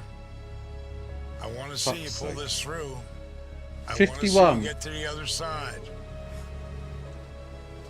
51 cries over 9 episodes. Taylor, if you do the right thing, it'll all work out. That's your mantra. That's the story you tell yourself. What is it? Do the right Do the right thing. thing, it'll all work out. It will. I promise you. Thank you, Dallas. You're welcome, man. His dad was working, because that's how Taylor got to treatment, because his dad thought that he was going to treatment for something good, to better himself, because his dad knows he has problems. You know, Dallas was also paying for a lot of that, too. Oh, I was gonna ask you about it. That was one of my questions. You didn't know that? No. Yeah. I mean, the treatment, when Useless, he went in, yeah. supposedly insurance was covering it, right? But then when he had to move out, Dallas was paying for it. Wasn't he telling you things about that? Yeah, that he was mean to him and, like, making him do stuff he didn't want to do. That's crazy. I think we were all curious. He told his cousin that Dallas was being mean to him while Dallas was paying for his rehab. Holy fuck. What an absolute piece of fucking shit. Disgusting little wanker. Curious as to what was going to happen. And he wasn't supposed to be on social media, but he was. In a very short amount of time, it seemed like he was gaining weight very fast. We also found out that he wasn't showing the normal physical signs of a binge purge eating disorder. So even the clinic that he was at wasn't sure that he was being truthful. It He was faking his binge purge disorder as well, his bulimia. seems like for him, playing the victim or learning how to use that to his advantage He even used his mum for a grift. of a binge purge eating disorder. So even the clinic that he was at wasn't sure that he was being truthful. It seems like for him, playing the victim or learning how He even used his own fucking mother, who was probably in on it too, to be fair. His whole family, his whole immediate family seems to be a bunch of grifters. But he is an absolutely diabolical individual. Yeah, he forgot the purge part, exactly. He's just a diabolical individual. Yeah, he got a huge 5, 6, his 7. he went back up advantage to. became a sort of default. It seemed like he was begging for money on the internet every day. I'll be able to pay rent every month. I'll be able to afford that. It's just getting on my feet. Y'all are gonna say, oh, TikTok's furnishing your apartment. TikTok's buying your apartment. TikTok bought your car. Yeah, Please just definitely did. fucking get a life. Well, if I don't raise the $705, then I will not be it. I won't pay rent. Yeah, so soon after finishing the filming for the show, he was living out of a hotel in Texas, I believe. And he was saying it under the guise that he was going to be on a Dr. Now show. And he was basically just grifting for rent money, hotel money, DoorDash money, all that kind of shit. Yeah. All that money spent on fast food, most of it, yeah. And then what comes after rent is eviction. To me, we would just see a pattern of manipulation and entitlement It was shocking to me that we allowed ourselves to be fooled in some way. It's important for people to know what happened in the house is real. Taylor losing all that weight over that 4-month period was real. I don't want anyone to not be inspired because of a character flaw. Yeah, but he's a wanker, DDP. I don't feel very inspired, sorry. I was a shitty person. I fucked up a really, really good, like, lifetime opportunity that I had with my friends down in Atlanta. And, you know, fucking food is a problem for me. 1 year. He's never going to correct his life until he faces the fact that his problem isn't his weight or his eating. It's the fact that he can't be truthful. One year after leaving the house. So we're right around 566 to 500. Yeah, so yeah, I was right then. 397 to 567, 1 year after leaving DDP's house. Holy fucking shit. £170 in a year. The amount you would have to eat to gain that, especially at 5'2", is absolutely mind-blowing. And 67. We can only hope that Taylor finds his way in the end, even though it didn't end up the way we all envisioned Holy One day you have to look at yourself and be like, you have the problem.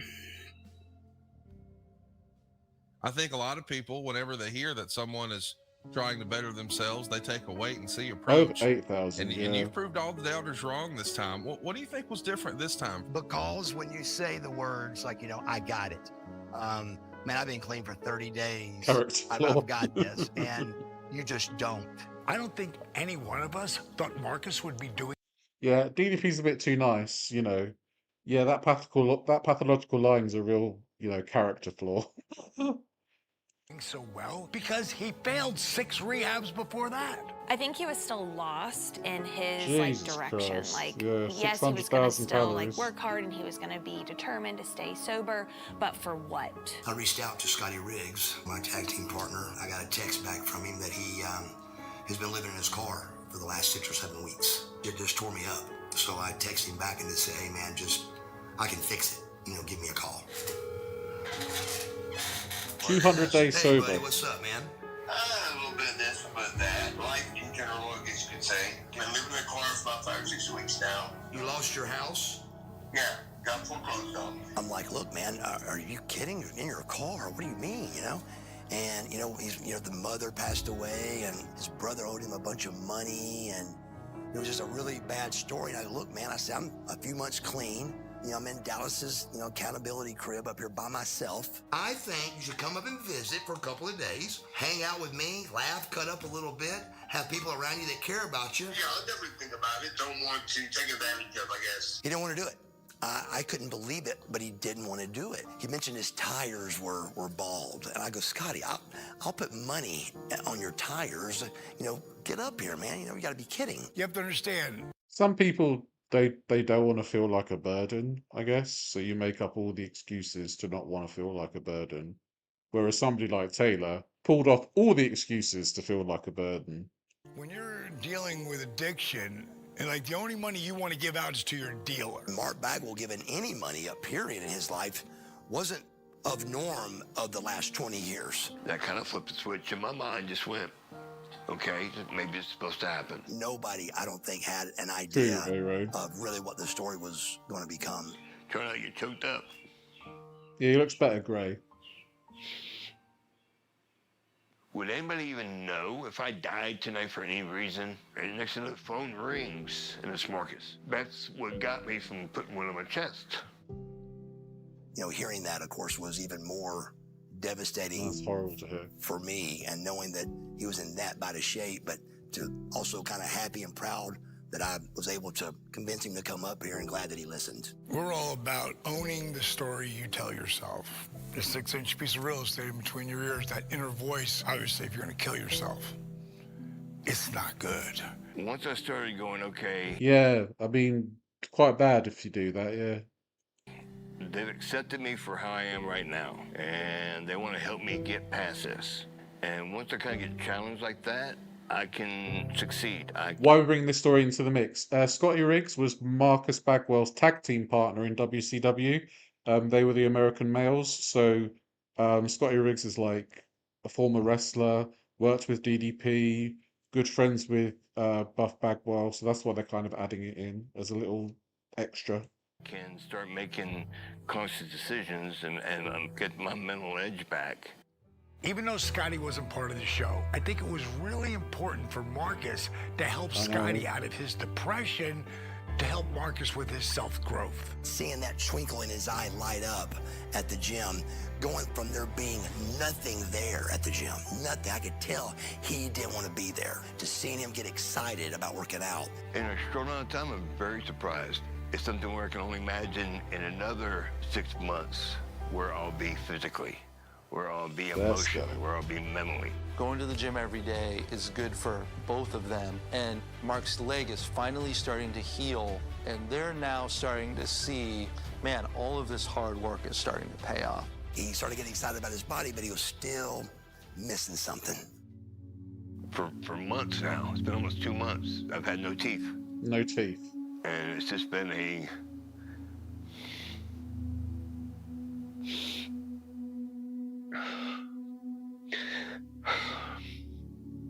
When you ain't got that smile, it's really hard. And we had a company he's got a that good we beard, worked isn't he? with, and they gave me the power to give like a full grill. And they came out here. They worked out with me and him at the same time. Well, I found it interesting. You're talking about how in short periods of time, you can change who you are. 6 months, you've changed your physical fitness, you've changed your mentality. Oh, that's I think such a one good of the things change. You're really good at. Like we change people's lives in 24 hours. Yeah. And it seems like you've done the work, brother. We want to give you a smile.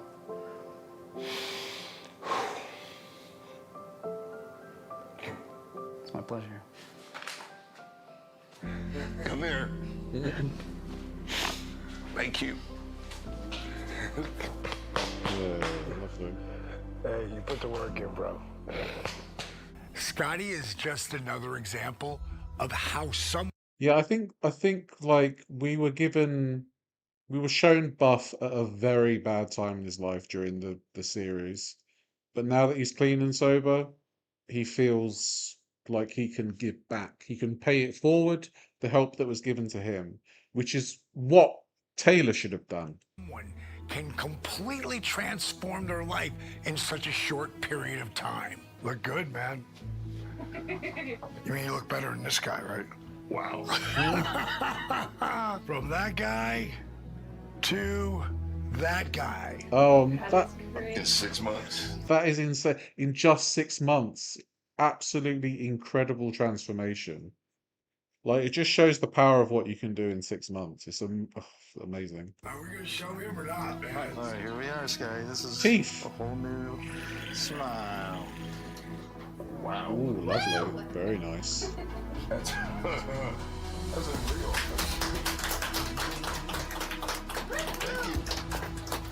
To go from Fantastic. living in his car and ready to take his own life to now. That's just amazing. That's a new life. To see it all come together for him and him at 56 years old, he looks, I think, the best ever looked. To see him get excited about that, it was a lot of fun for me. Oh, wow. Back into the wrestling ring as well. Muscle memory's a real thing, yeah. It's addicting for us all to feed off each other. Look at that! Rob King, are you kidding me? From the legendary Scotty Nah. Riggs, a picture. Now, you doing that at like late 50s, being able to pull a drop kick off like that. I've watched this before with you guys, I think, some of you, and just seeing that drop kick, it's like he hasn't aged at all. It's like watching Ricky Steamboat in the ring at 50 odd years of age. Perfect drop kick. You still got it. What a The drop biggest kick. thing that we want people to take away from Scotty's journey is that no matter where your life is and how bad you think things are, you have the ability to change your situation and really transform not only your physical self, but your mental self. Exactly. And I can't do everything that. that you see in the world, you can change it. Now he has purpose. And people Look need at that. purpose. He's going to make a lot of ladies very happy. When I started this, the saying was one day at a time. That's For Lex Luger 30 down there. consecutive days at Black Bear, we would say, just for today. And we stomped our foot. It was the stupidest thing I ever heard of that first day. By day 10, I was saying the Serenity Prayer. I was stomping after it. It meant something because I had been sober 10 days. 10 days, man. 10 more days than I'd ever been in my entire life. So I really took everything in every time I was Silver mad, Fox, yeah. every time I was upset, every time I was sad. I had to deal with that emotion that I've not dealt with for at least 20 years. You start seeing who needs to be in your life and people that need to be out of your life. I'm already walking Jake the almost Snake. normal. Jake the Snake Roberts, I believe, is 14 years sober after being helped by DDP. For at least Amazing 20 stuff. years. You start seeing who needs to be in your life and people that need. There's Jake the Snake here. I'm sure I read a news article recently that it was 14 years he's been sober. So, well done, Jake. Be out of your life. I'm already walking almost normal. For the first time in 3 years, I got a little bit of hope that I may be able to run, and a little bit of hope that I'll be able to maybe get in the ring a little bit and hit the ropes again and stuff, pushing for me to get better with my knee and getting back in the gym. And there's just so many good things. If you really dive into AA and the 12 steps, it's about things to make you a better person. It's about honesty. It's about knowing boundaries. It's about trust. It's about integrity. It's about accountability. It's these words that I knew the words, but I didn't really know what they meant. Redemption arc. Love it. And I just love you so much. Oh, I love you so much. I couldn't have done this without you, baby girl. You know, I could never have done this without you. It's unbelievable. I mean, and now he's coming up on 3 years being sober. I had never done rehab before and gone to an aftercare before. I just always overrid that. I didn't need that. I did 30 days and I'm good. But that'll never happen that way. I love me again. And that's important. I mean, maybe, like I said, maybe you get here in sobriety and maybe you don't like yourself and maybe you go back to drinking and drugging. But I got here and remembered Mark Bagwell, and I like Mark. I'm just all in about making Mark Bagwell's life great again and showing everybody out there on the road that I truly am sober and try to undo a lot of bad stuff that I did in the past and let people see that I'm Mark Bagwell again. I think it's really cool for us to see some of the people in the house really take what we taught them and keep going and take it to another level. And we had seen how well Cece was doing on social media, but Josh and I went to New York to see for ourselves. So it's been 2 years coming back to the real world. I had lost 50 it's to a long 55 time. pounds on the show. After that, I went to the doctor just to do like my normal yearly blood work and see how everything was going. I found out that keeping the gluten-free, dairy-free diet was actually beneficial for, my health concerns that I had going into the show. So I ended up staying gluten-free and dairy-free. I remember having a conversation with her in the house and how being a plus-size model was everything. Oh, she looks but so I didn't different. want that to hold her back on her fitness journey. What if you're married? Okay. For some reason, you can't work. What becomes your motivation? I don't know. That's where I'm going. That's where I'm going. Him saying that to me really did make me realize that, what if? And I did lose completely all of my clients. I'm not considered plus size anymore for the size that I was modeling. I think it was a 3X to 4X model. I'm a large, extra large now, so not even in that realm. I was like, why am I... So she's gone from being a plus size model to just being just a regular old model. it's incredible the changes that people can make. Letting a job security hold me back when, you know, the modeling world changes like that. And Need my gluten. it Yeah, kind me of, with too. what the conversation with Dallas did help me to, you know, be like, just keep going. I am appreciative of it, because if not, I would have gotten surgery. People ask me, like, I lost 50 pounds now, do I still want to do surgery? And for me, I felt like if I could lose 55 pounds in those 4 months that we were recording the show, then of course I can continue to lose, you know, 125 pounds on my own, as long as I kept the same regimen and the same diet. I did, if I got down to the size that I wanted to be, know that I was going to end up getting a tummy tuck. What That's I fair. didn't know was that I was going to get a breast reduction as well. That was not planned. The breast reduction was helpful. I don't have 10 pounds sitting on my, you know, chest when I lay down. Like, Yeah, that's fair. I bet it's like getting the breast reduction is probably going to be really good for her back as well. So she's not got the weight from the tummy, she's not got the weight from her boobs. So it's good. She's going to be like a holiday for her back. it's not everywhere. So yeah, big difference. So I think I did mention on the show that She I proper wanted eventually bougie. to be married and have kids, and that was part of the reason that I was deciding to lose weight. The kids part can still wait. But I did find my husband. I found my husband towards the end of the show. I am grateful that I met my husband when I was at a heavier weight, even though I had lost 55 pounds after the show. I was still heavier. But my husband was like super supportive, even of me continuing to lose weight. Yeah, she I looks thought the show was very amazing. valuable. I learned that you can do low impact workouts and it still be effective. DDPY gave me my first set of abs. I still have them. I have 4 now. It impacted my life a lot. I was really super proud of how Cece was able to take what she learned and turn it into a lifestyle. Look at that. Look at that. That is incredible. Damn, girl. Absolutely incredible. The mum of the house leading by example. The main thing of getting back in shape originally was just so I could spend time with my grandkids. And I accomplished that without a doubt. And it was one of the most amazing feelings, but I started feeling so good. I decided I wanted to prove to myself I could push to the limit and have just one more fight. Lower the knee. Take it back up, you say? 1, lower. So I don't really have too much opposition to the boxing part of it itself. It's really more if you lose control while you're falling and your leg twists in an awkward position, the danger is that hip coming out of place or falling really hard on Bean that. looks incredible you can get too. a fracture around the implant. Are those likely to happen? No, but that is certainly a situation where you'd be putting yourself at a much higher risk than normal. When I look at where he started, when he first came in the house, to where he is today, it's pretty mind-blowing. Yeah, even for me, and I've seen some unbelievable transformations. I can remember when Rick Bassman said to me, after he looked great and he could stand up straight, he goes, "Do you think he could fight?" I said, "Not right now. Like, not a chance." But let's see where he is 3 months from now.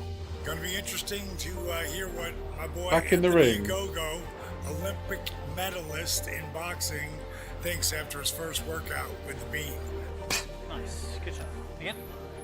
Good. To go from where he was to being able to get in the ring and fight, or to even train to fight, I thought was not possible. A year and a half ago, you think about it, he was in a wheelchair, 500 pounds, couldn't walk, and today he went 10 rounds on the pads with me.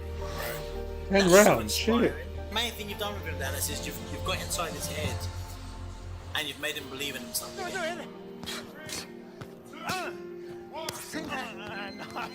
I'm guessing Mildred didn't do very well afterwards either, because we saw hide nor hair of her in this. So Taylor and Mildred kind of, yeah, didn't do very well maybe. Good work, man. Fucking good work. Well done, mate. He still got it. Once you take that little bit of time and the effort, yeah, there is effort and it's just not going to be easy every day. But when you push yourself, it makes it so much easier in the long run. Like right now, getting up and going, putting my shoes on, going outside, going to Running. the store, Yeah. it's nothing. It's like, it's just second nature. Oh, If Butterbean was to get the opportunity, This is the shit that I love. Give me the good stuff like this. The feel good stuff. to actually be in front of that Yeah, crowd poor Mildred. one more time, And I think he could dig down into the depths of who he was and who he really is. Yeah! Woo! I think he put on a Look hell at of a that. show. I really want that fight so bad just because Yeah, fell off the I wagon, worked so yeah. hard to get here. I really forgot who I was, and I pretty much give up on life. But yeah, it's like I'm having to reprove myself all over again, even though the 58-year-old now would whip my ass from back in the day. Butterbean's back for one more fight. One more fight. Amazing transformation. Welcome in, love. Good to see you. Maybe a little closer. Lex Luger. Good. Flopped right in. Perfect. My life has been dedicated to helping others find out what they are really capable of. And trust me, a lot of times, I don't even know. If we don't take the time and energy to explore the boundaries of what's possible, we will never know what could have been. Aw. Change or Die was obviously never about really dying. It was about what it takes to truly live. You can look at the idea of change as something that you fear or something that you dread, or you can think about it as chasing the one thing in life that actually pushes you to do things you normally wouldn't do. So now, I ask you, what will you do? Me? Probably have another coffee.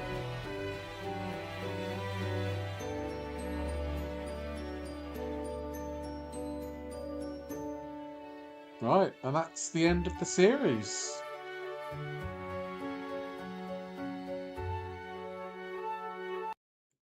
I'm afraid that is the end of Change or Die. Taylor cried 51 times across Change or Die, which is a lot. That's like more than 5 times an episode. DDP doing more for former wrestlers than McMahon? Yeah, definitely. Yeah, I don't know why it didn't get picked up. I thought it was a good series. So let me see something. I've never seen this.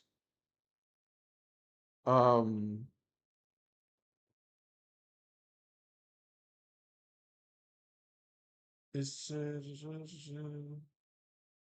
long ago was this?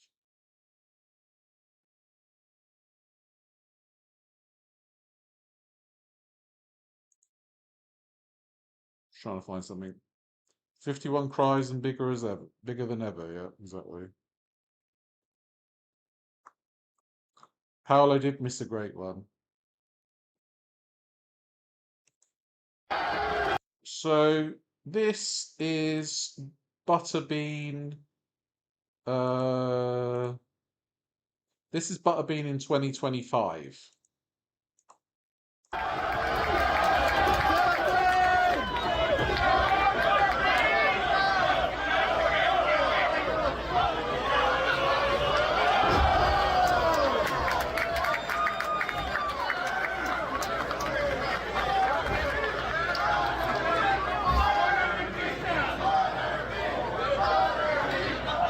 Honestly, the fact that the match was terrible, okay? Let's not make any bones about it.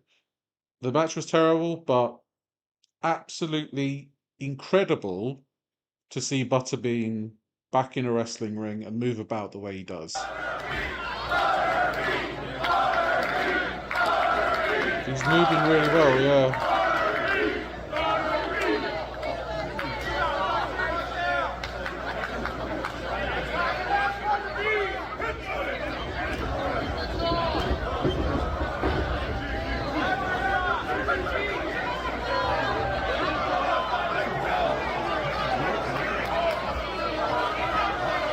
Oh.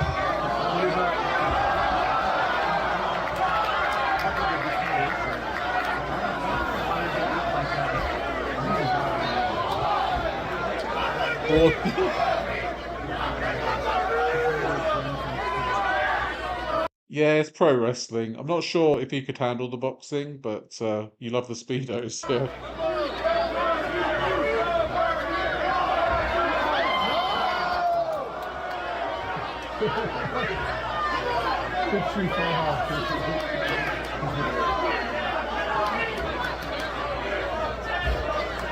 Exactly, like this is like a 50, 60-year-old man. Yeah, he does have a bit of George the Animal Steel about him. Yeah, you're definitely right there. Yeah, they did their best to make sure that he didn't land on his hip, I guess. You know, that's probably what happened. So, yeah, that was Change or Die. We finished the whole series. Um, I'm pretty much match fit again now, so we'll be back to the Saturday and Sunday streams. And hopefully I can get another stream in midweek. So yeah, I really appreciate everybody being here for my return. It's been wonderful to have you. Thank you to everyone who's gifted memberships. Thank you to everybody that's chatted, who's been here throughout. I really appreciate it very, very much. So yeah, I'll be back again very soon. You all take care of yourselves, and I'll see you again. All right. Thanks very much. Bye.